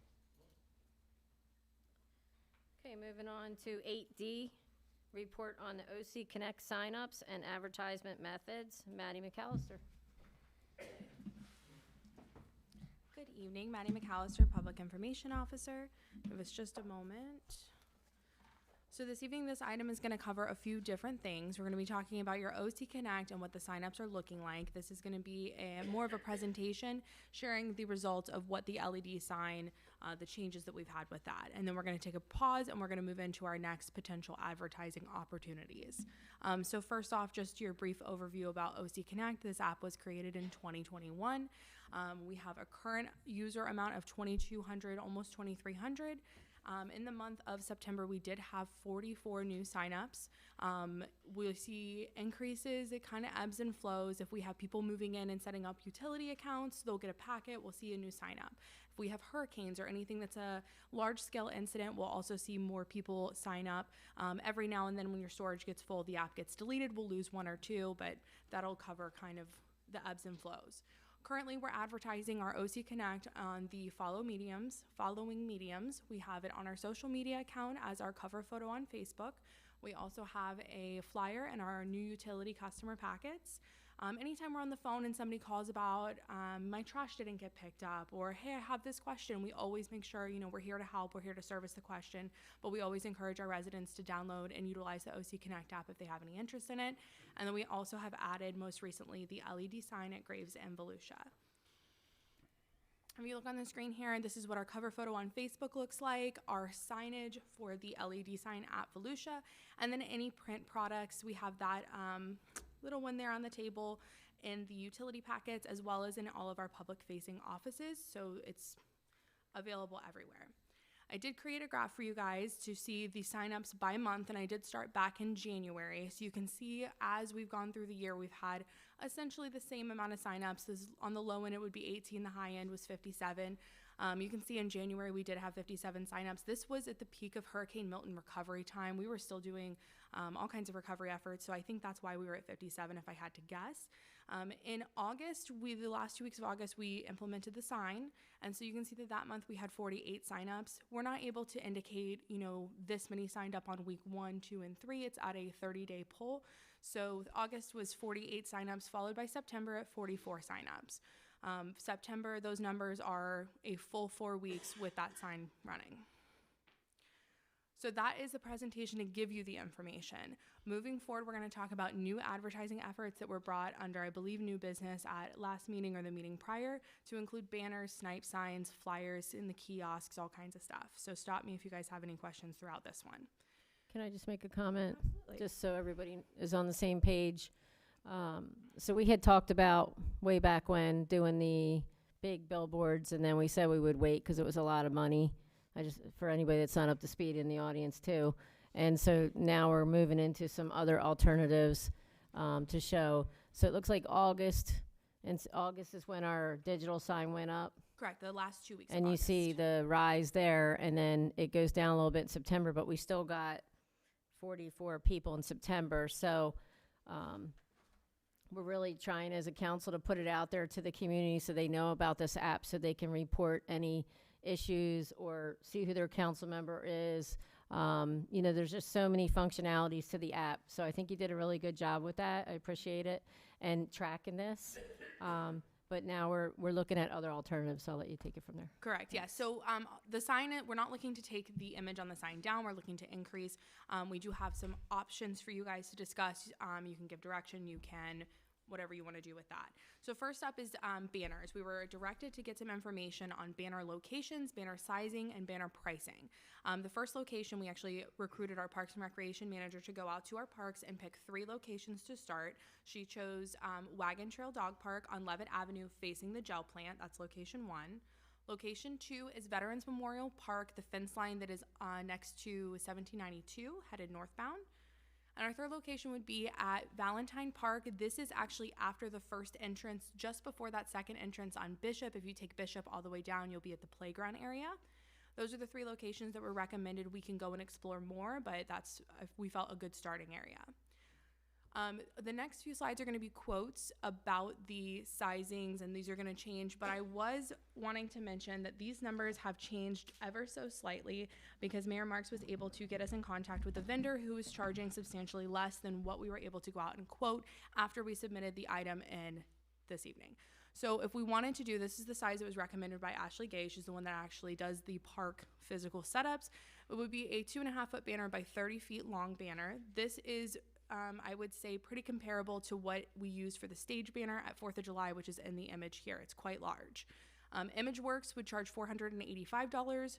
Banners by Jose, we got the quote for $293.47. On the website, which is the vendor that Mayor Marks got us in contact with, which was Banners on the Cheap. They did not have this sizing option or anything close to it. I believe it stopped at about 18 feet. So we wouldn't be able to do something quite this large if we were to go with the vendor who was a bit cheaper. Our second option, this is a screenshot from Vistaprint, was a 12-foot long banner by 6 feet tall banner. Vistaprint's quoting us $207.89 per banner. Banners on the Cheap would be able to, and I'm sorry, I apologize, they would not be able to do this size either. So this is kind of the lowest we can find presently if we wanted something that was this size. We were able to find the 12-foot by 2.5-foot at Vistaprint for $90, and the banners on the Cheap would be able to do it for $34.97. So quite a large discount, which is why I wanted to just mention that we're going to be giving some additional prices. This one is an 8-foot by 2.5-foot tall on Vistaprint, $64.80, and then on banners on the Cheap it would be $46.37. So not quite as much savings there, but still a decent amount. And then our 8x4, which is going to be your standard banner size, runs about $102 on Vistaprint. We would recommend using banners on the Cheap, which would be $26.47. So this is the list of sizes, vendors, pricing, and your estimated total cost. Your estimated total cost is going to be based off of putting a banner of whichever size via whichever vendor at the 3 suggested locations. Of course, this can increase if you wanted to add any additional locations. We could buy more banners. That would increase those prices. We could decrease it. We can put one banner out.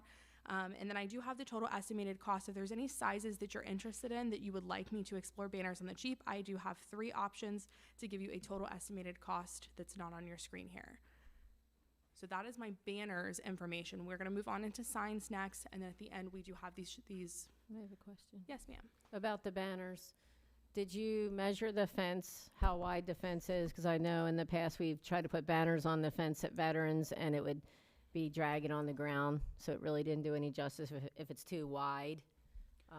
So that was, you know, if it was gonna be a 4-foot wide banner, is it gonna drag on the ground, or is it gonna actually be out where everybody can see it?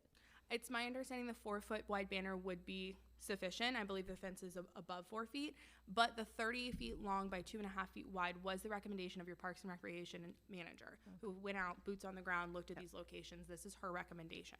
But I did want to show you the 8x4, which is your standard banner size, so you have some comparison in size, pricing, etc. So that would be, I'd recommend less than 4 feet, 4 feet or less. I would not recommend going and doing a 12-foot wide banner, but Right. that would be my recommendation there if we're wanting to explore that. So again, we're going to move right into our snipe signs or the yard signs. These can be placed in front of any park bathroom. We can look for different locations. Vistaprint, we were able to price this out. It is $19.99 a sign for an 18 by 24, which is your standard yard sign, your real estate signs, your political signs, stuff like that.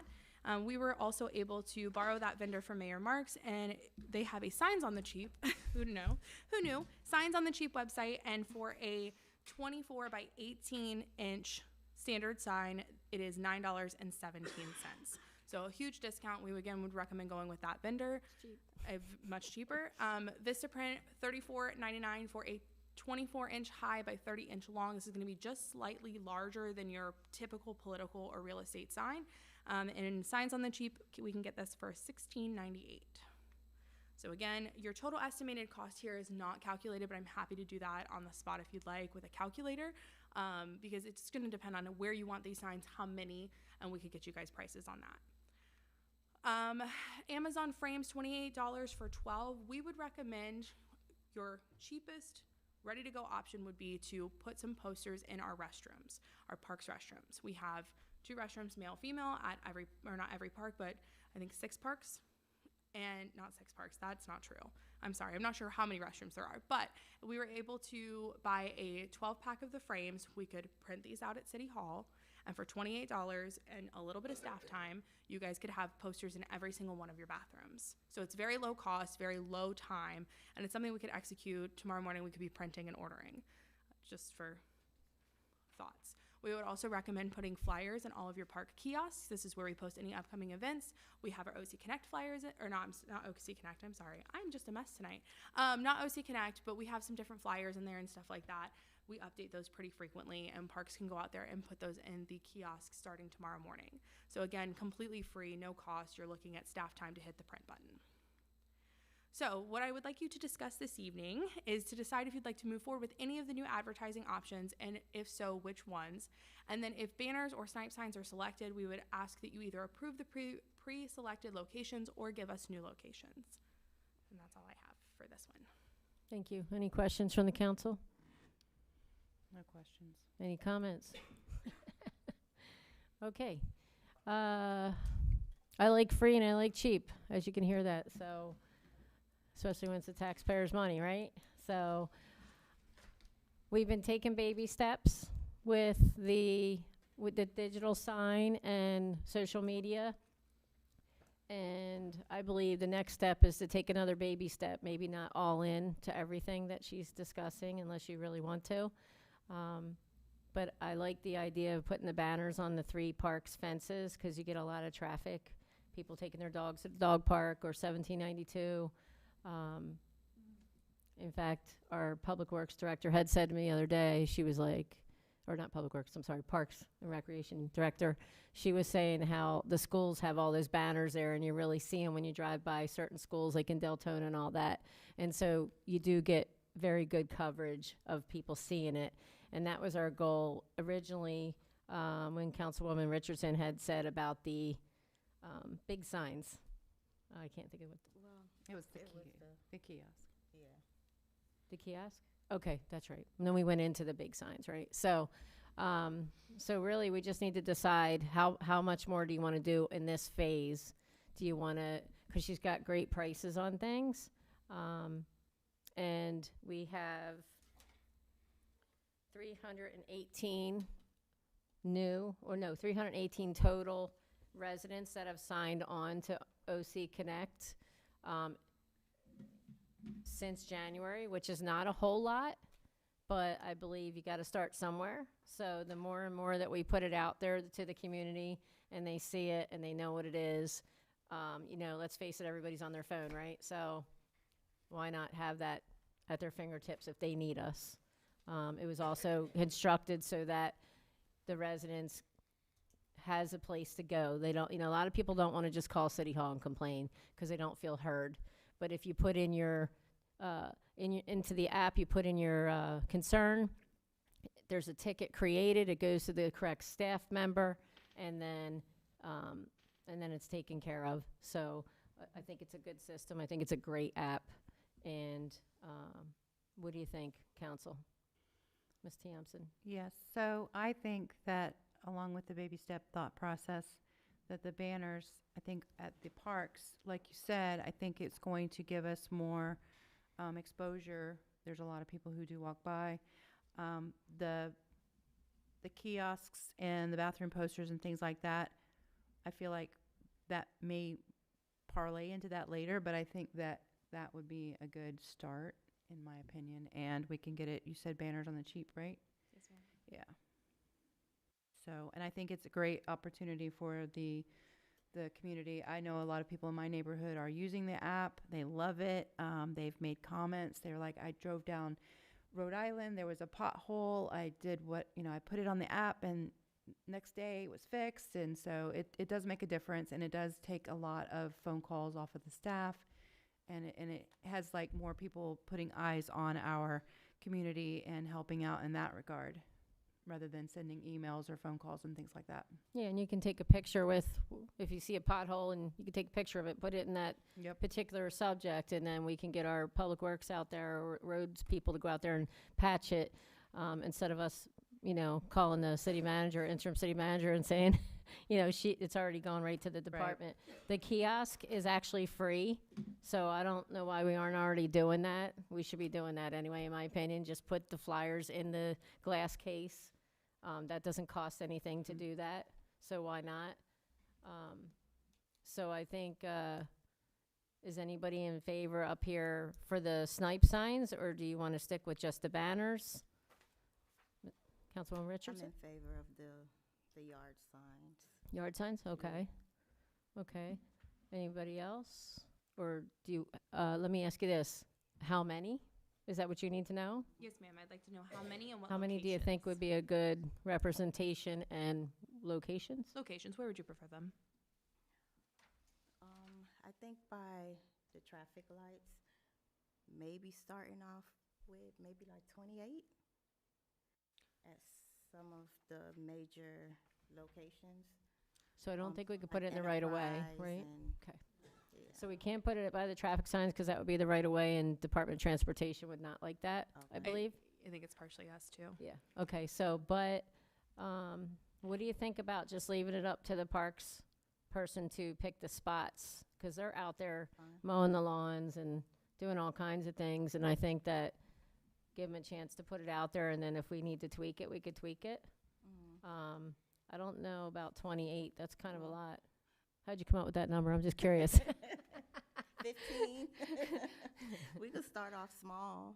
Yeah, no, I like it, it was an odd number, I had to ask. So, 15, council?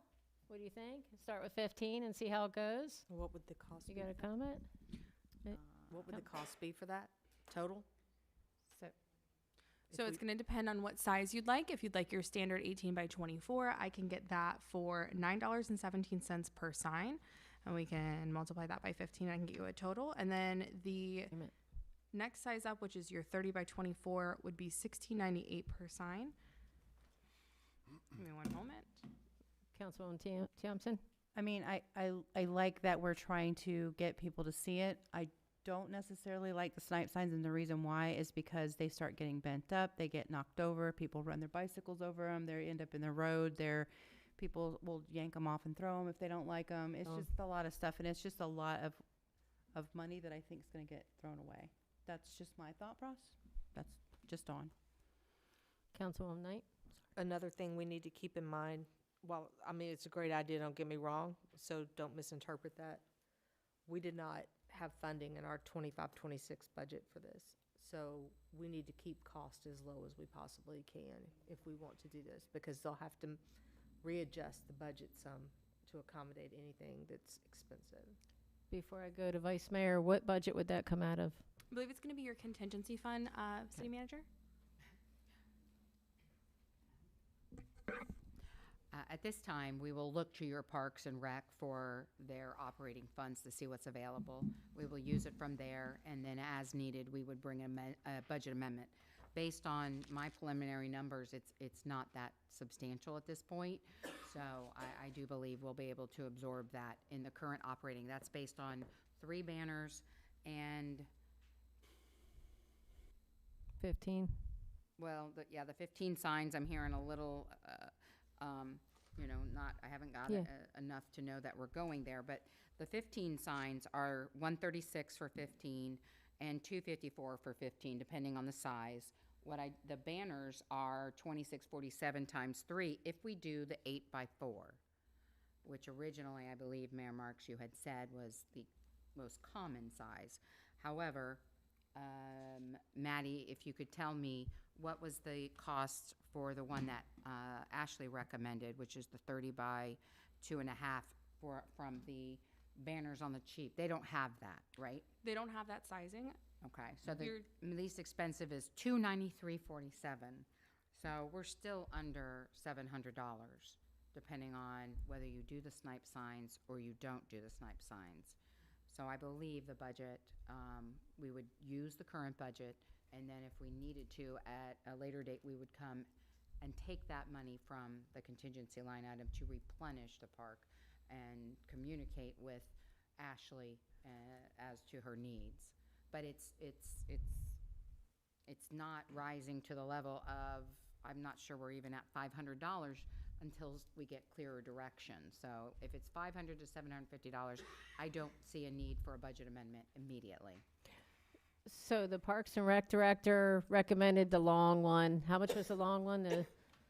So the long one is going to be 30 feet long by 2.5 feet wide, and I can get that as cheap as $293.47 for all 3 fence lines. You're looking at $880. Yeah, I think Now that's you jump too up. much. I think that's too much. I think that the 4x8 was really cheap and could do the same damage. Which is driving by, you'll be able to $79.41. see it. For 3. I'm not so sure on the yard signs yet. I feel like we're getting reports on what we're doing here. You know, we got the report on so far how it worked all year with the other things we did. We got the report on the last 2 months for the digital sign. Why not try the banner and let's see how much that increases with the banners, and then maybe bring it back in a future on a future agenda, and if we feel the need, add the yard signs and see how that does. That way we can get metrics on what's working. Vice Mayor, did you want to say something? I'm sorry.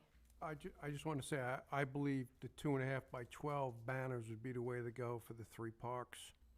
Because you're going to be driving by, I think get a little bit of length. I think that's the way to go on that. And of course, the kiosk is a no-brainer. That should be done. But I like the 2.5 by 12 foot.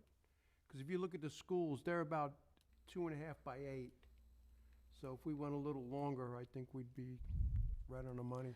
So the banners that are up for our special events, like, is it Movie in the Park that Parks and Rec puts up there? Or is it, I think it's Movie in the Park that they put on the fence.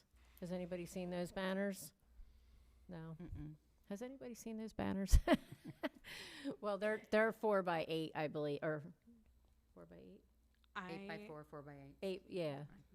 I was trying to give y'all an idea, because, I mean, if you haven't seen them, then obviously they're not effective, so maybe we need to go with the larger one, like you're saying. But if you put that one on a 4 or 5 foot fence from the top Yeah. down, you don't want it down towards the ground. Right. You're not going to see it, I think. And that would be Personally, that's the way to go for me. $353.97 for the 3 of those. My concern is when you put OC Connect on that long banner, it's going to say OC Connect. Yeah. That's all it's going to say. And if you don't know what OC Connect is, you're going to drive by and go, wonder what that is. And that's a waste of money, in my opinion. How are we educating them what it is and what to do if you can't read it or see what we're doing, right? So let's look at that. See how it says Connect with us? And it has how is that going to look on a long stretched banner, I wonder? I mean, just a thought. Good point. So, I mean, even on our digital sign, it's more square and So you think- proportioned differently. But You think a 2.5 by 8? I just think it needs to be wider, that's all. So you can actually put some content on there that drivers can see going down 1792 at 80 miles an hour. Just kidding, they don't really, but seems like they're going fast. So, I was gonna say, what about, the 8x4 is a good medium between the two. yeah. Madam Mayor?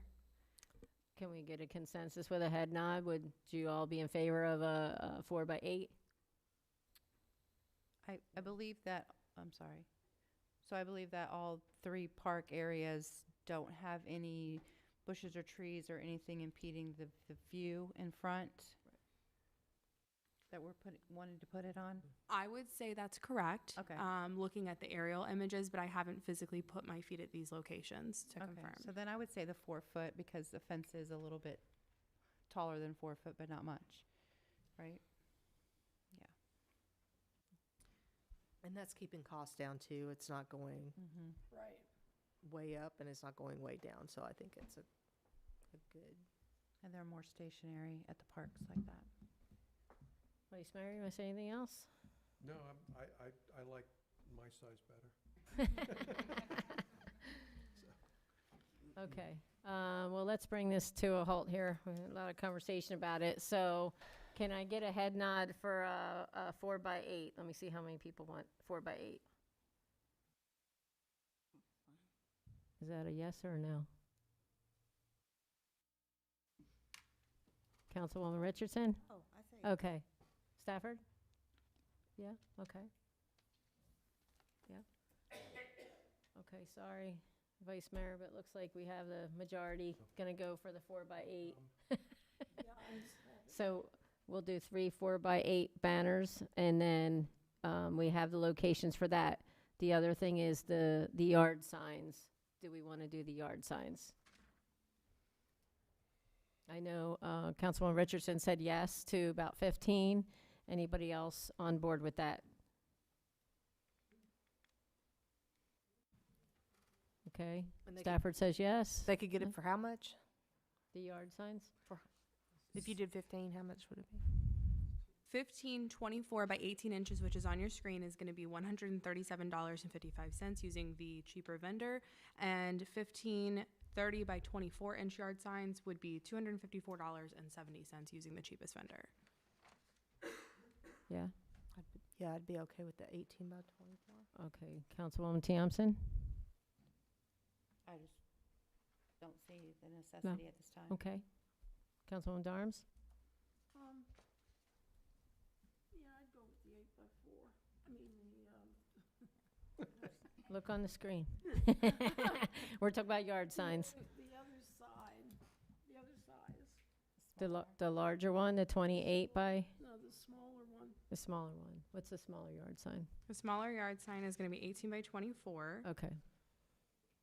So we got one 18 by 24. We got 1, 2, 3 that say okay to the larger yard signs, correct? No? Can you? The smaller one, right? Smaller one? Okay. So we got 4 for the smaller yard signs. Vice Mayor? I don't like the odd signs. I think it's a temporary sign. It's not gonna be fastened like the banners. I think you're gonna find them all over the place. Okay. So, That's my opinion.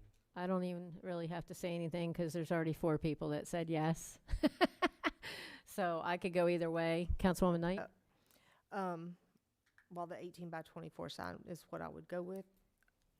I'm kind of on the fence. I'm kind of in agreement with That's where I'm feeling too. yeah, Councilmember Thompson and Grimm. And I think it just adds to the, it just looks cluttered. It just, And- nobody's gonna see it, yeah. But we've had a lot of those signs around town that's been bold and pink. We know what those were, but Okay.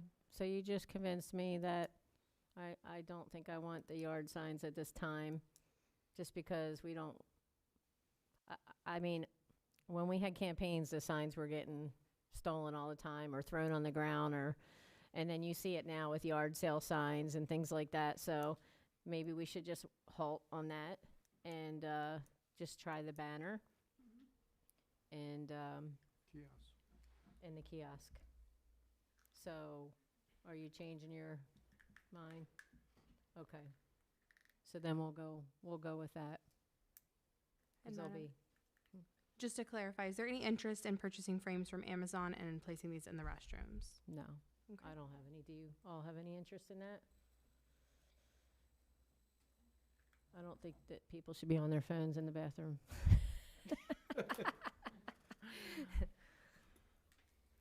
Maybe in the future, but now I think this is a good start, right? For getting some more information out to the community to be able, we want to connect Yeah. with the community, so. Sound good, council? Yes? Okay. You got good direction? We will get those ordered. Your total comes to 139.11. Awesome. Thank you. Okay, moving on to 8E, LED sign use, current operating procedures and proposed policy. Madam McAllister. Good evening, Maddie McAllister. I'm going to be reviewing our current operations for our LED sign that is placed at Graves and Volusia, and also giving you a recommendation on direction for a written standard operating procedure. So this is what it looks like. It has currently a handful of slides. I don't think it ever goes over 4 at this point. The sign became operational in August of 2025. I believe it was the last 2 weeks.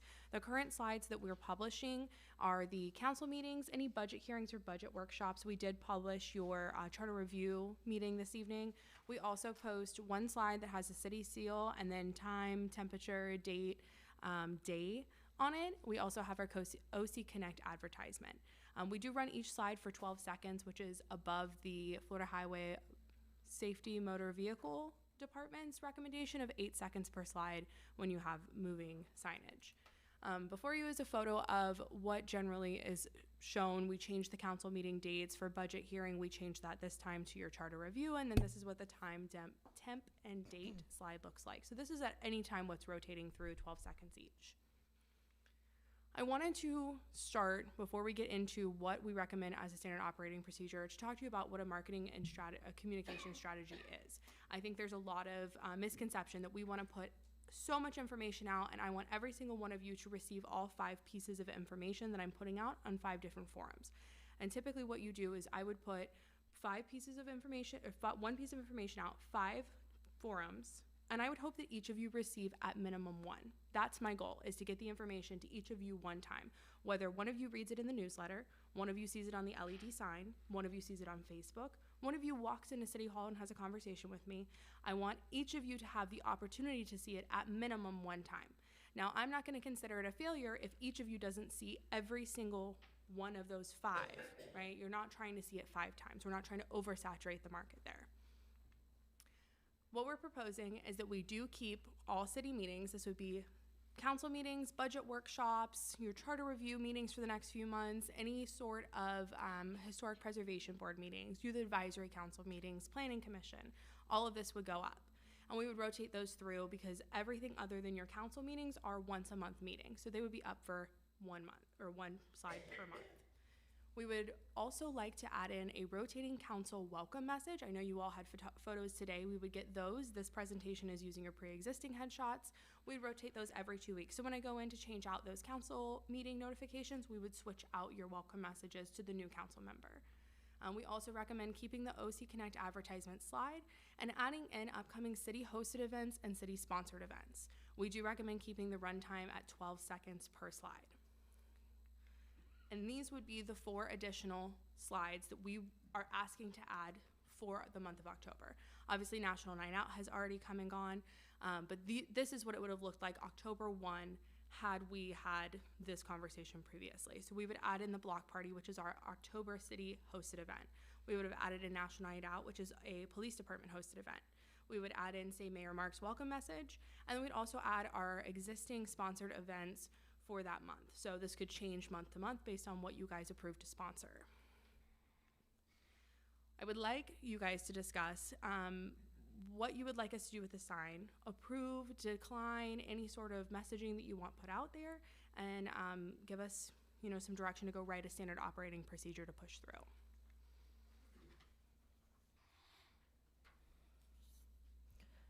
Okay.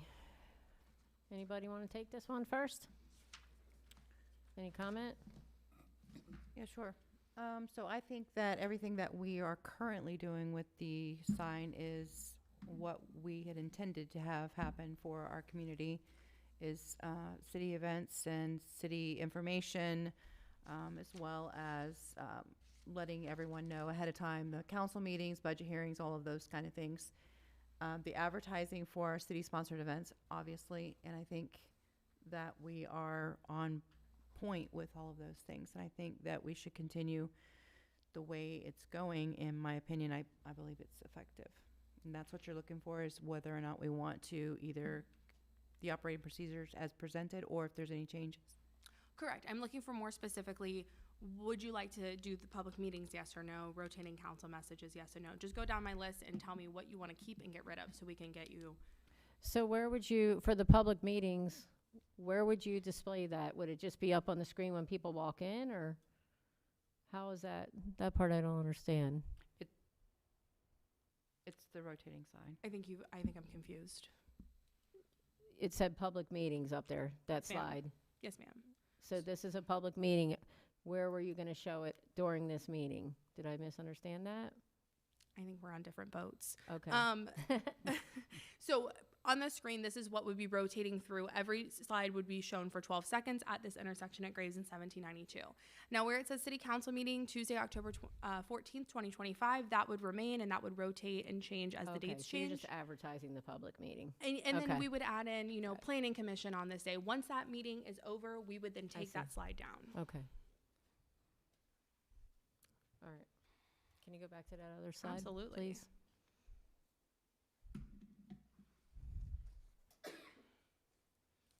Okay, so you want to know if you want direction on whether to keep doing what you're doing with the sign as far as with public meetings and the things that you listed. Correct. And City-sponsored events. And the rotating council messages would be new if you guys would like to add those in. Council, would you like to rotate your picture with a message on the digital so that okay? Yeah. I think the group is just good enough for 12 seconds. You don't want to be up there by yourself? No, I'm good. Dawn, no? Yeah, I don't care. You don't care? No. I mean, I don't necessarily I'm need okay my with face it up there. too, but it would be nice. I was just thinking, once again, when you're driving by down Graves and you see the sign, you're going to see 7 of us up there.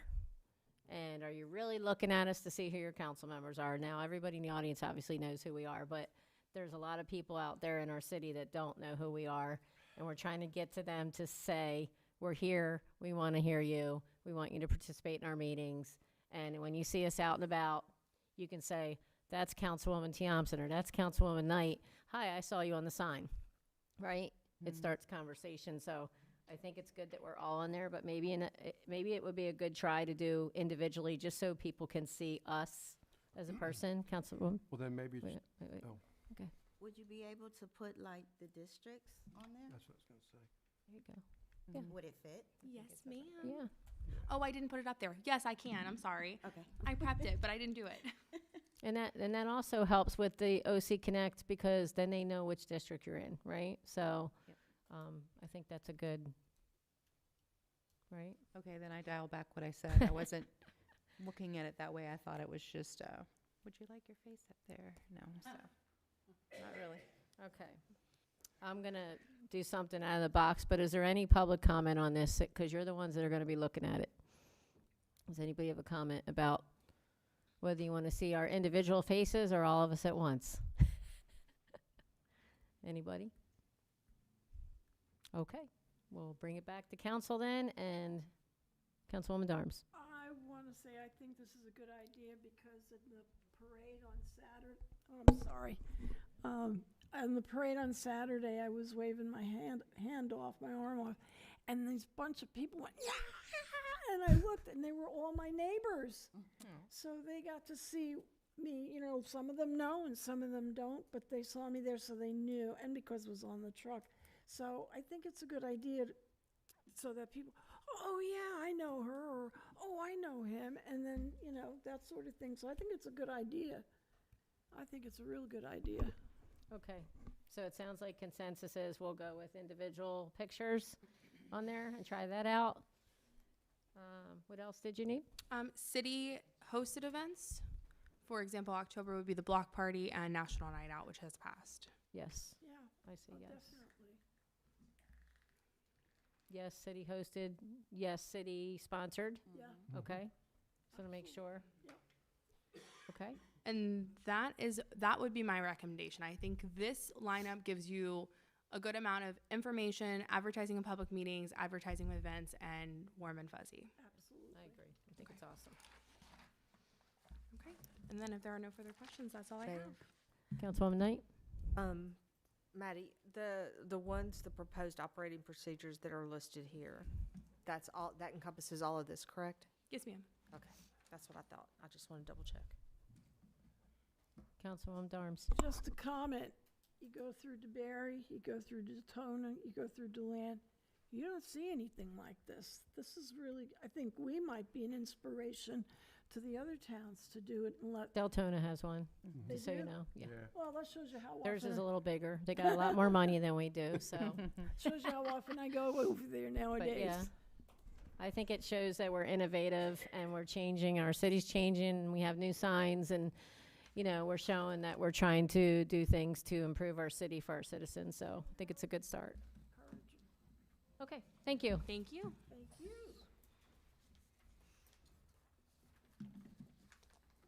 Moving on to 8F, City Manager Search, Christine Davis.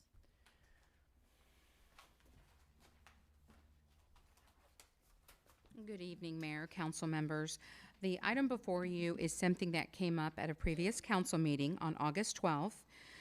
At that time, Dale, our current city manager at the time, started working with purchasing and gave a little direction on gathering information that would be brought back to council regarding an executive search services and what that is and what it would look like.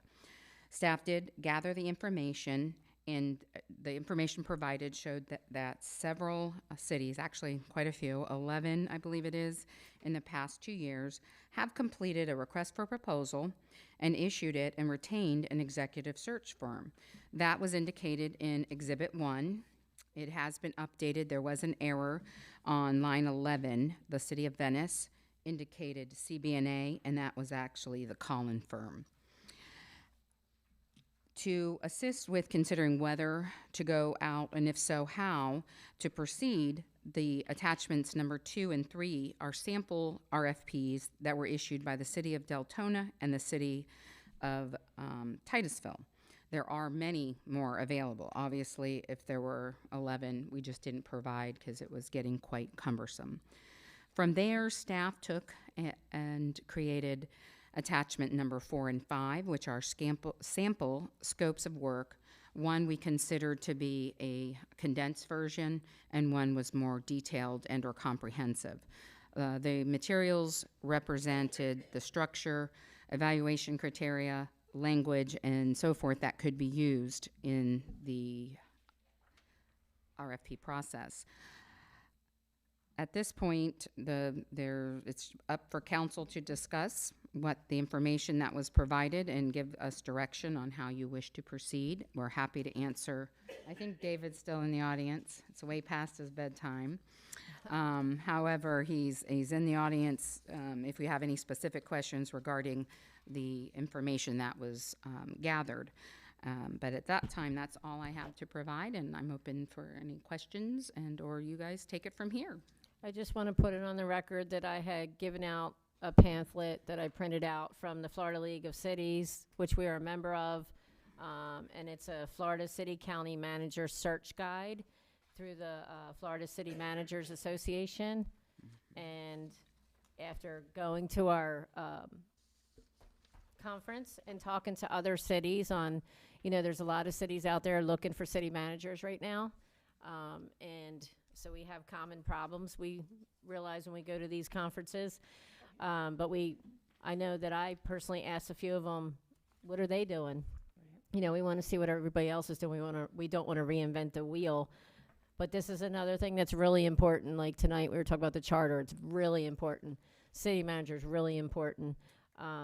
And I know that we haven't really decided exactly what we're doing yet as a council, but I just wanted to give you this guide that gives you step by step through this group on how to find a city manager, and I believe that the Florida City Managers Association will assist us. I don't believe there's a cost for that to be assisted. Do you know, Councilwoman Thompson? I do. The Senior Advisor Program, they're volunteers and there's no cost, and they have a lot of different things that they do provide to cities. It has a lot of former, they called them range riders before, but they're retired city and county managers, and so they have a lot of experience, and they are there to help assist with that search. And can I ask you, how do you know that? I was just curious. So it was through also going to the conference? Okay. And talking to everyone about that, and then going through, I actually pulled this up. I was doing some research on the computer and found this quite coincidentally, and printed it out myself because there's a lot of good information, and I would like to see, in my opinion, I would like to see staff go back and explore that opportunity first, or as well. Council, anybody? I know nobody's really had a chance to look over this. I would have liked to give it to you before that, but we're not allowed to talk outside of here, so I wanted to at least have that in front of you as a guide. I didn't know that Councilwoman Thompson had it printed out already, but I had a constituent that told me about it, so that's how I knew about it. Mine is in color. Mine's not in color because I'm cheap. So, but I think that, I mean, if you look at the consultants, we're talking between $30,000 and $50,000. I believe it was 30 and maybe 35. $35,000 versus going through something that we pay a membership for already that can assist us for free. And in this guide, I just kind of briefly went through it, but it gives you places to list your vacancies, you know, the process for doing it, all kinds of really good wealth of information, and it tells you about the candidate pool. And no offense to the consultants, but this is free. So, Councilwoman Knight? Can we take this back and give us some time to read through it before we just make a decision, and then maybe bring this back at the next meeting? My suggestion was, and this is just what I was thinking, was that we give it to staff to do their due diligence to find out what they can provide to us. If it fits with our city plan, then we can kind of discuss it at that time. So, Yeah, that's fine. okay, that's what I was thinking. Council, you okay with that? Yeah. I'm clear unless there's some other direction. Yeah. It's just, it's We one of would be those things remiss. where, you know, you're doing a good job. No, thank you. And Thank you. I just think that we don't want to rush it. We do want to get a city manager in there, but we also need to be careful how we do that, right? Councilwoman Thompson? So I would want to say that you're doing a bang-up job. I really appreciate how much engagement and how much effort you're putting into the interim city manager job. I think you're doing a fabulous job. I do think that as city council, we have to do our due diligence, and I believe that we would be remiss, first of all, looking into something that is free, quote unquote, to find, you know, at least dig in and get the information that we can from them, some guidance, you know, which way to go, before we hire someone and go on the outside and maybe end up, and you might be our choice, correct? So why would we spend $35,000? It just doesn't make sense to me. Not a problem. Is it clear that if we go out for a search that you will apply, though?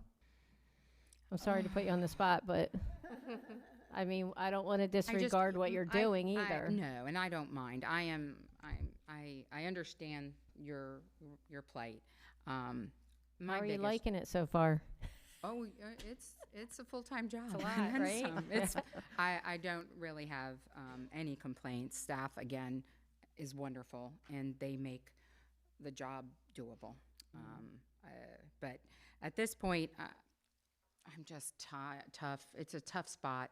I want to retire from here, And I don't want a city manager to come in and be worried that I wanted their job. I didn't get that. I think I can convince them. I'm not in any way going to undermine them or be a problem. I said that before in a casual comment that I've worked for every city manager this city's had but one. So my success rate is rather, it's in the bag. So that doesn't scare me as much as it once did. And I would be hard pressed not to say that I would definitely consider throwing my hat in. I have been asked by staff on occasion, very surprising to me, that the support that I have seen so far, and part of that has been a very big motivation for me. It helps me come in here, it helps me make the decisions that need to be made and get the information out to either you all or staff, that knowing that I have their support and knowing that you guys have been great to work with. So I know it's a tough spot. I appreciate your challenge. I am here whichever way you go. And I do not take it personally that you're having this discussion, but I'm enjoying what I'm doing, and you guys take the time you need or fast forward, whatever you need. We'll get it done. We'll get you to over that line, whatever way it is. I'm just here to do whatever job I'm asked to do. So I had asked that question because I wanted to know, obviously, but I also, if you are going to throw your hat in, we would need to know that, because that would be a conflict of interest of you helping us go through this process. I didn't think about that. So that's why we need to know if you are going to apply for the job, then we have to have someone else that's in charge of I probably this process. need to consult some legal on. Yeah, on I just that wanted to bring opinion. that up. I mean, we're not there yet, but we're almost there, and I think it's important to say that. Yeah, no, I would not want there to be a concern that if I'm applying for it, have I mismanaged my position in any way. So I want to stay above reproach on that regard. So I hadn't contemplated that question, so it's a little bit out of my wheelhouse, and I'm sure it's happened elsewhere. So do you Just have something to think about? Yeah, no, I think we should go explore that. Sorry, I didn't mean to catch you off guard. No, but- I had not contemplated that concern, and I think it's something that needs to be considered. So I appreciate you bringing Yeah. it up and giving me a little bit of time to contemplate that Thank you. consideration. Any other questions from the council? Not really a Councilwoman? question. I just want you to know, you already know how I feel about you. I think you're doing a fantastic job, because I think I've talked to you more in the past 3 weeks than I've talked to you in the past year. But, you know, from a management perspective, I think we have to do our due diligence, right? We have to open the door up and see, even though some people may say we want Christine, but at the same time, I mean, from a management perspective, you have to see what else is out there, and if something else is there that we may be interested in. Okay. So just Fair enough. Okay, thank you. Thank you.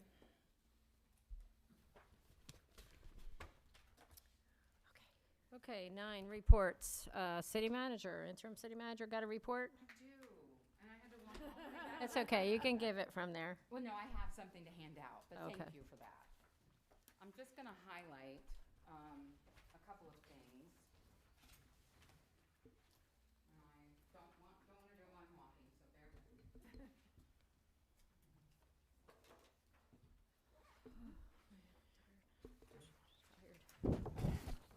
Thank you, ma'am.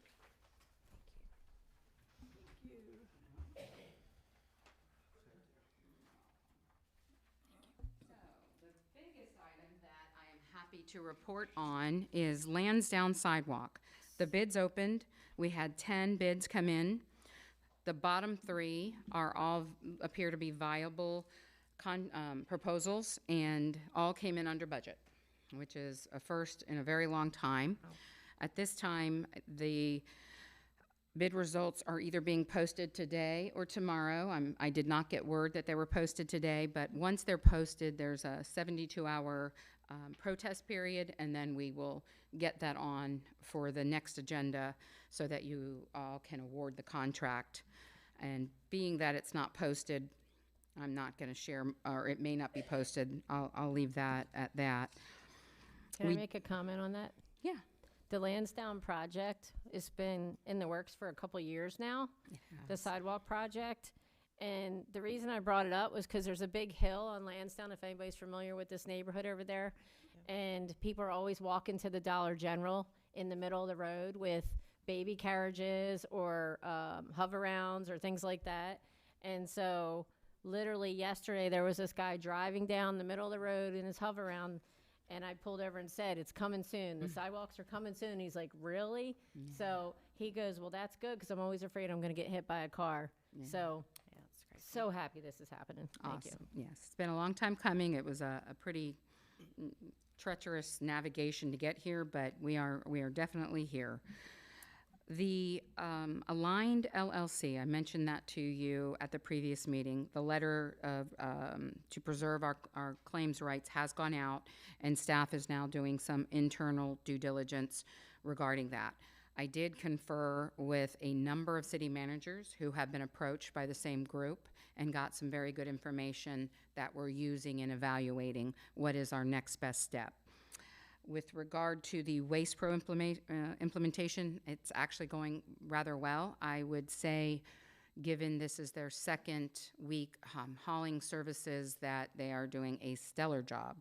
We had a couple unique areas that were missed that are, we're uncertain if they were city or not, but that was the first week. They did not get missed this week, so they've been very responsive. We're also working on, with this contract, we have the ability to offer a bear-resistant cart program. It's rather expensive, but we're going to launch it so that people who are interested can go to the Track Easy website, sign up, and they will be put in a queue. We need to have enough to make it make sense to order these carts. We do not have a stockpile of them, and they are rather expensive, and there is a minimum that we would like, that Waste Pro would like to have. So by launching the program, people can sign up, and then once we get there, we would send them an invoice, or Waste Pro would send them the invoice. So I don't think we've heard much about this lately, but Orange City is definitely in the Bear Corridor, and we have some of the highest traffic area according to the state who tracks it. We have had a bear-human, bear-pet conflict a number of times throughout my tenure, and so this we're hoping that some grant funds will open up, because years ago the state offered some grant funds, and that would help not only the city but in our residents who want that cart. It would help reduce the cost, but they're not available today. So the last item I'm going to highlight is Monastery Road repairs. You can finally go out there and see they're making headway. And they actually asked to work and were approved to work this Saturday, and I drove by and you can see a marked improvement. And just to remind us that completion date is set for December 8th. And at this point, we do not believe that we believe they're going to meet it, but given all the rain, I'm surprised. I have one more. I'm sorry. I'm going to have to do a backseat. We had a grant opportunity that was shared from one of our consultants with our utility department. It was a very narrow window in order for us to apply. That grant is a PFAS grant application. We ended up filing it on October 6th. The grant amount, it would be $1,187,500, and the city's match would be $378,500. The good news on this grant application is if we were to get it and we came to council and you're like, no, we don't want to invest, which I don't see that happening, there's no harm. We are not, because we applied, it would not be a black eye if we turn the grant down. In some cases, that's not the case. When you apply, you better take that money and you better hit the ground, or that application and that agreement, and hit the ground running, or you will not likely get a grant from that agency in the future. So that completes my... Well, I spoke with Vice Mayor. With regard to the EV fleet considerations, staff had an internal meeting. We gathered information. That information was sent to Highland today, and that had to do with compiling our 140 some odd, give or take, fleet. That's how many vehicles we have in our fleet. They had asked for that information. It actually had some budgetary information that they asked for that was also supplied. I thought we may be rescheduling a 1 o'clock meeting tomorrow, but that's up in the air. We may actually be having that meeting.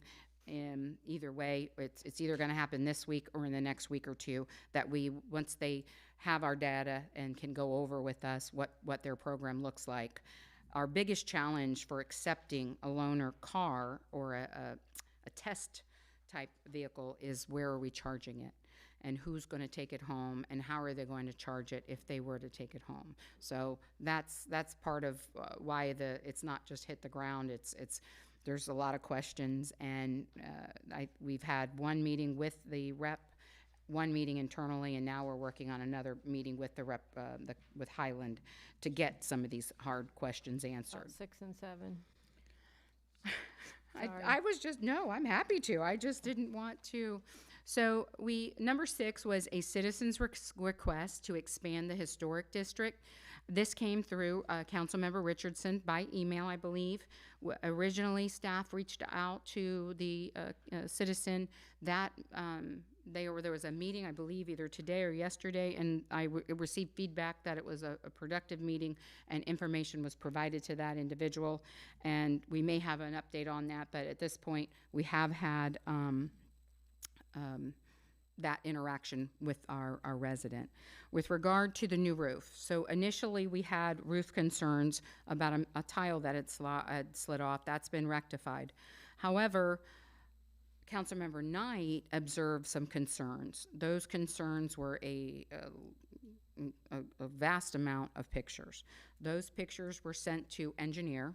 Engineering has reviewed them and is going to be working with MIM, who is the installer, to provide a written report or reply to the concerns that were seen in the photos. So that's underway. Any questions for the interim city manager? Anybody? How's our historic board doing? I noticed that it was canceled for this month. Well, that's because of the move. There was no items on that would warrant not being able to cancel it, and your development services is migrating over to the annex that we're leasing, and so that we can work toward that renovations for the city hall. Thank you. Awesome. Thank you. All right. Moving on to city clerk. Erin has been promoted to the acting deputy clerk. So she is learning the ropes and making sure that this is her desire to move forward. So just so everybody is aware, she will be with me at every meeting. So Congratulations. Very good. Congrats, Erin. And that is all I have. Anything for the city clerk? Any questions? No? Okay. Well, there you are. Okay. City attorney. Good evening, council. These are exciting times. You are reviewing your charter. So that, like I said, is your constitution. I'm going to have a copy on my phone, so you don't have to wait until November 3rd to submit your comments as you're going through it. You got any questions? Give me a call. I'll have it on my phone. I could pull over on the side of the road. I could talk to you anytime, anywhere. So that concludes my report. Okay. Thank you. All right. Thank you. Thank you. Okay, moving on. Any new business? No? Okay, no new business tonight. Let's see, did we do the approval minutes? We do not have them in there. It's, yes, E. They're on the consent agenda. Okay, council comments? I Councilwoman meant to Darnes, make this comment when you were up here. pull your microphone down. What? Oh, I keep forgetting. I hate this thing. I wanted to let you know we got Waste Pro just started, and I really, really like them. And our previous, whatever you want to call them, they really kind of gave us the finger because the last 2 days they were to serve us. Normally they're supposed to be there in the morning. They didn't come till like 4 or 5 in the afternoon, and I went, I wonder why. And then Waste Pro came in, and man, they're there first thing in the morning, and they boop, boop, boop, and they're good. They're very good. So I'm glad we made that change. Any other council comments? Madam Chair, I received a text message, email from someone overseas who's in the military. And what he was saying, he's asking for our support. He said, see what he said now. He's saying that the military families overseas in different countries, they're having it's experiencing significant difficulties due to the ongoing government shutdown and the disruption of essential services because he said over in the different countries, they don't recognize the government shutdown. So by them not getting paid, the other countries don't care. They don't care if they can't make the rent, the utilities, or whatever. The countries over there have no sympathy for them. And what they were asking that if we could support them, local, county, state, federal, any way that we can get the residents out to ask the government to please open back up. Please, because they're over there doing service for us, for our country. But they're having a hard time because no one over there really cares about what we're doing over here. They want their monies. They want their money, plain and simple. So they were asking any support that we can give them in any type of way. They would greatly appreciate it. So I think that it's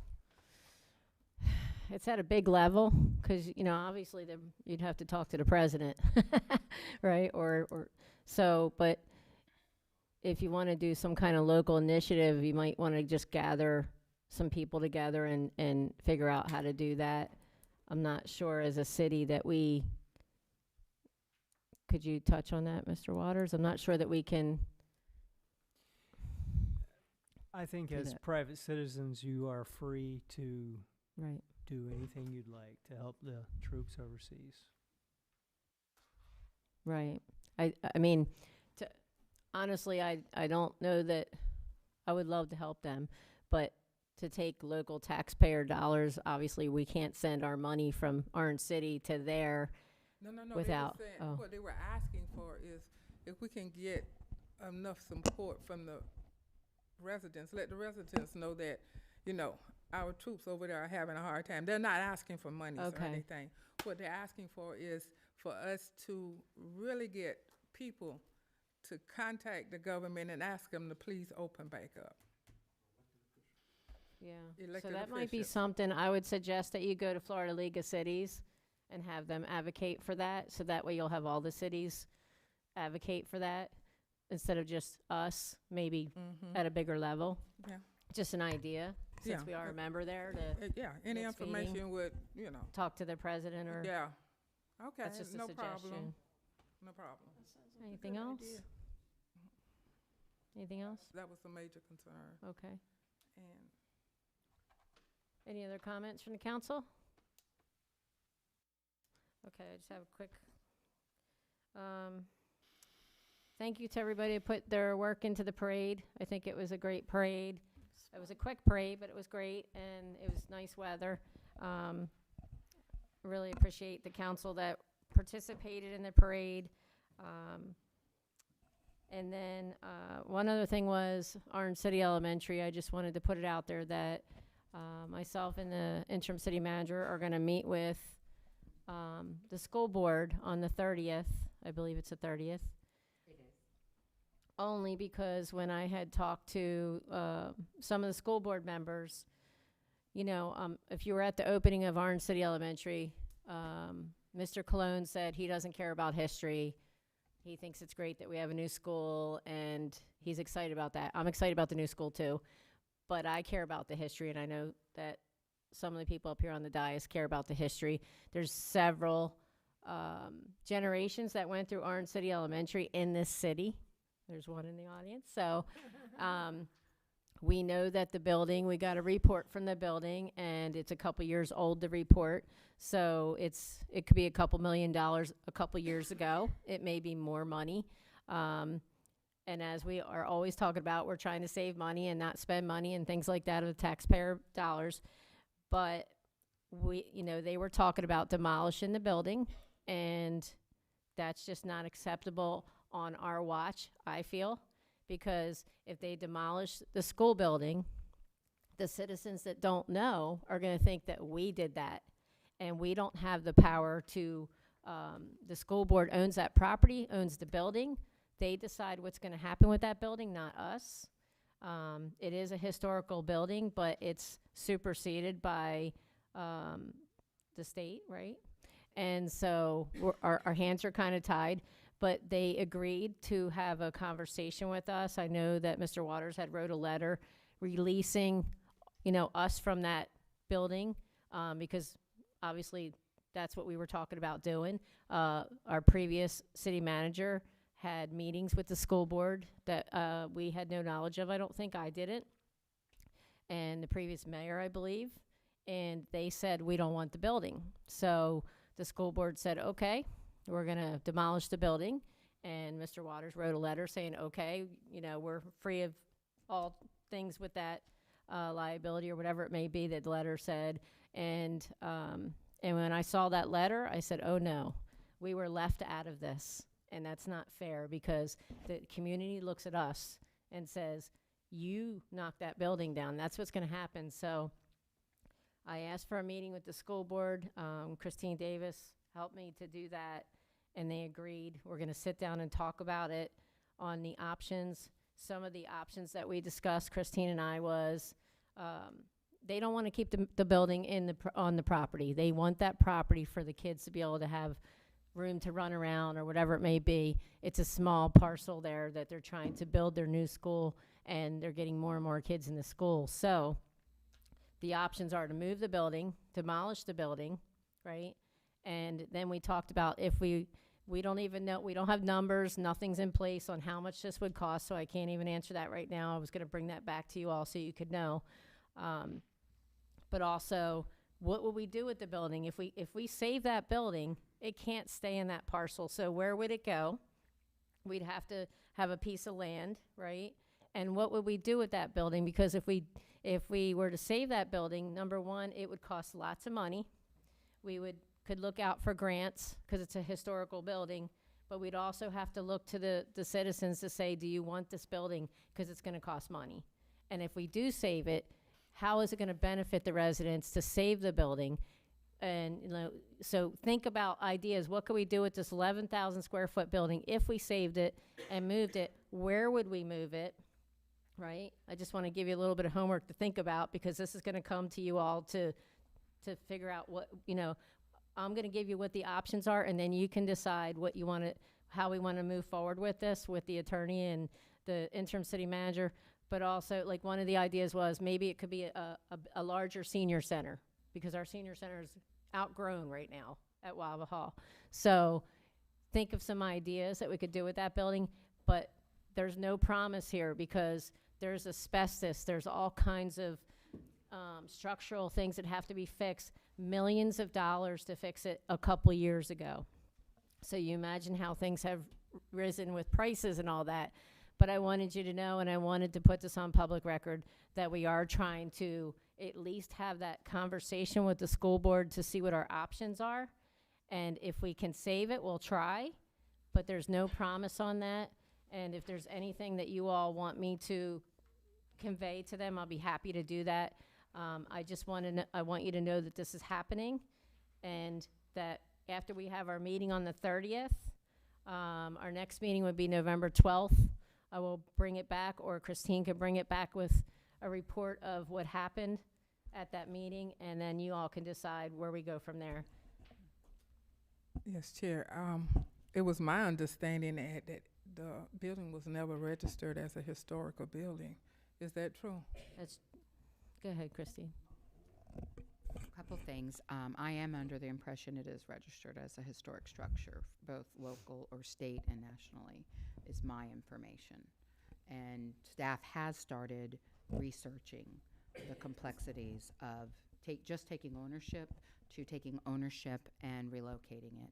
And that information has been drafted and is shared amongst engineering, building, and we'll have, you know, there's work going on behind the scenes because it's going to be a tough topic. It's So it important. is. It's important to say that yes, it's a historical building registered, but the state supersedes the rules because the school board owns the property, so it doesn't. What's the word I'm looking Well, for? it doesn't fall under our It local doesn't fall historic. under our rules for historical buildings because the state has superseded our rules. So it's not protected, is my point. It's not protected because it's on the school board property and they have their own rules for historical structures. Am I speaking out of turn, Mr. Waters? I think the school board's question was, do we need to obtain an Orange City permit to demolish the building? And the answer is no, because the Florida statute says that Right. they're preempted. The Florida statute says they're their own sovereign nation, basically. Correct. They don't need our permission to demolish the building. And so that's what your letter basically said is, Yes. no, you don't need our, You don't Permit. need to obtain a Right. permit from Orange City. so that's where it started. And I saw that letter and I was like, wait, I didn't even know it was being demolished. Then I heard from one of the school board members that they were going to use the same crew that built the school to demolish the school while they're there. It's less money if they're already on scene building the school, so why not demolish it? So I had reached out to one of the school board members. They didn't know about it, and they made a call and said it's not going anywhere for a little while. So there's mixed messages from different school board members what actually is going to happen, when it's going to happen. And so calling this meeting with the school board at least stalls it until the 30th to see what's happening so we know. Because if our constituents come to us, and you know they will, and they find out that that school's being demolished, they're going to be yelling at us. And I want y'all to know this because it's important to know what's going on all the way along so that you have the right answers to tell them. So I just wanted y'all to know that. If it Councilwoman comes Knight? down to where, financially it's just not feasible, right? Can we put it on the table to put a historic marker there? There's one there. It's a possibility, but also it's important to say that when you have historical buildings like this, like we just went through this with the shuffleboard court, right?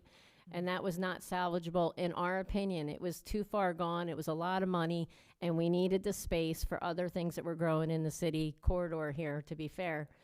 This is a different instance. So if you're going to demolish a historical building and we cannot save it, it's really important that you let the community have one more viewing, come in, take pictures, be part of that demolition, and have their last, viewing of this building if it is going to go down. Not take it down behind our backs or not let us know when it's happening. I think it's important either way we be prepared for what's happening in the future. I agree. Okay. One more question too, because I wasn't at the parade on Saturday. So, and I did get some calls about the parade on Saturday. And one of the calls was, when did the city of Orange City get a mascot? When did they get a mascot? So I bought the mascot with my own money, and I took it into Maddie. She's still here? No. She's right outside. Okay. And asked her if she would put out on social media to get some ideas of names of the mascot. And the reason I bought the mascot was just to build community, to show that we're proud to live in Orange City and we have a mascot. It's an orange, right? And so I thought it would be fun and exciting. When it went through the parade, the kids absolutely loved it. The adults were just so excited. It's that change of showing things are changing in Orange City, and be proud you live here because we're proud we're here. And so she put it out to social media to get some ideas on names for the orange. And then the stats came in, and then I picked which one I wanted it to be after I got ideas of the names. And the reason that I chose the name is because I'm the one that paid for it. The city was not going to fund the mascot. And I also got a message on social media saying that how dare the city spend city tax dollars on the mascot. So I want to be clear that it came out of my paycheck because I wanted to do something fun for the city and the residents. And we debuted it at the parade on Saturday. Okay, so the council didn't really have anything to do with that whatsoever? No. That was all you? It was just something I bought for the city, yes, to build community, basically. I liked it. I mean, it was a positive thing, and I chose the name Alex because there was like 40 people that said Alex, and I thought that's a good idea because Alex was our vice mayor. He passed away last Christmas. He loved Orange City, and what greater way to have a legacy with him. If he's looking down, he's smiling, thinking that's awesome, right? So, and it sounded good. So that was the reasoning behind that. Okay. No disrespect to anyone. My question is, we as the dais, we don't get the opportunity to participate or take part in anything because, out of no disrespect to anyone, we've had several pioneers from Orange City to pass on. And I understand what you said. You spent your money and this is what you wanted to do, so this is what you did. But is it not the decision of the whole dais when we decide to go out and do something like that? Not No, unless they're it's paying not. for it. As long as we're paying for it. If the As long city as was the paying individual's for it, paying for it. absolutely. And so, because when she asked for names of it, and from the report we got, she got several different names, and I have something to say. Are you, hold on a minute, are you finished? she can say what she needs I to don't want say. her to go until you're done. I would like to suggest that maybe on an annual basis that we choose a new name. Maybe that will help everyone get past the Orange's name. And I thought the Orange was a cute idea for the city as far as the kids were concerned. But this is yours, and you do with it what you wish. But that was just something that I thought of in the wee hours of the morning when I was reading posts on Facebook. About that? Yes. Okay, well, just try and do something good. It was fun. Of course, gotta I get turned appreciate into. you. I appreciate you. I have a question. So is this something that that's just gonna be here during your tenure, or when No, you're gonna leave it? yes. Okay. In Parks, one of our Parks and Rec persons is gonna be be the orange, I should say. That's awesome. Yeah. So she's excited about it. And, yeah, no, it's gonna be left with the city.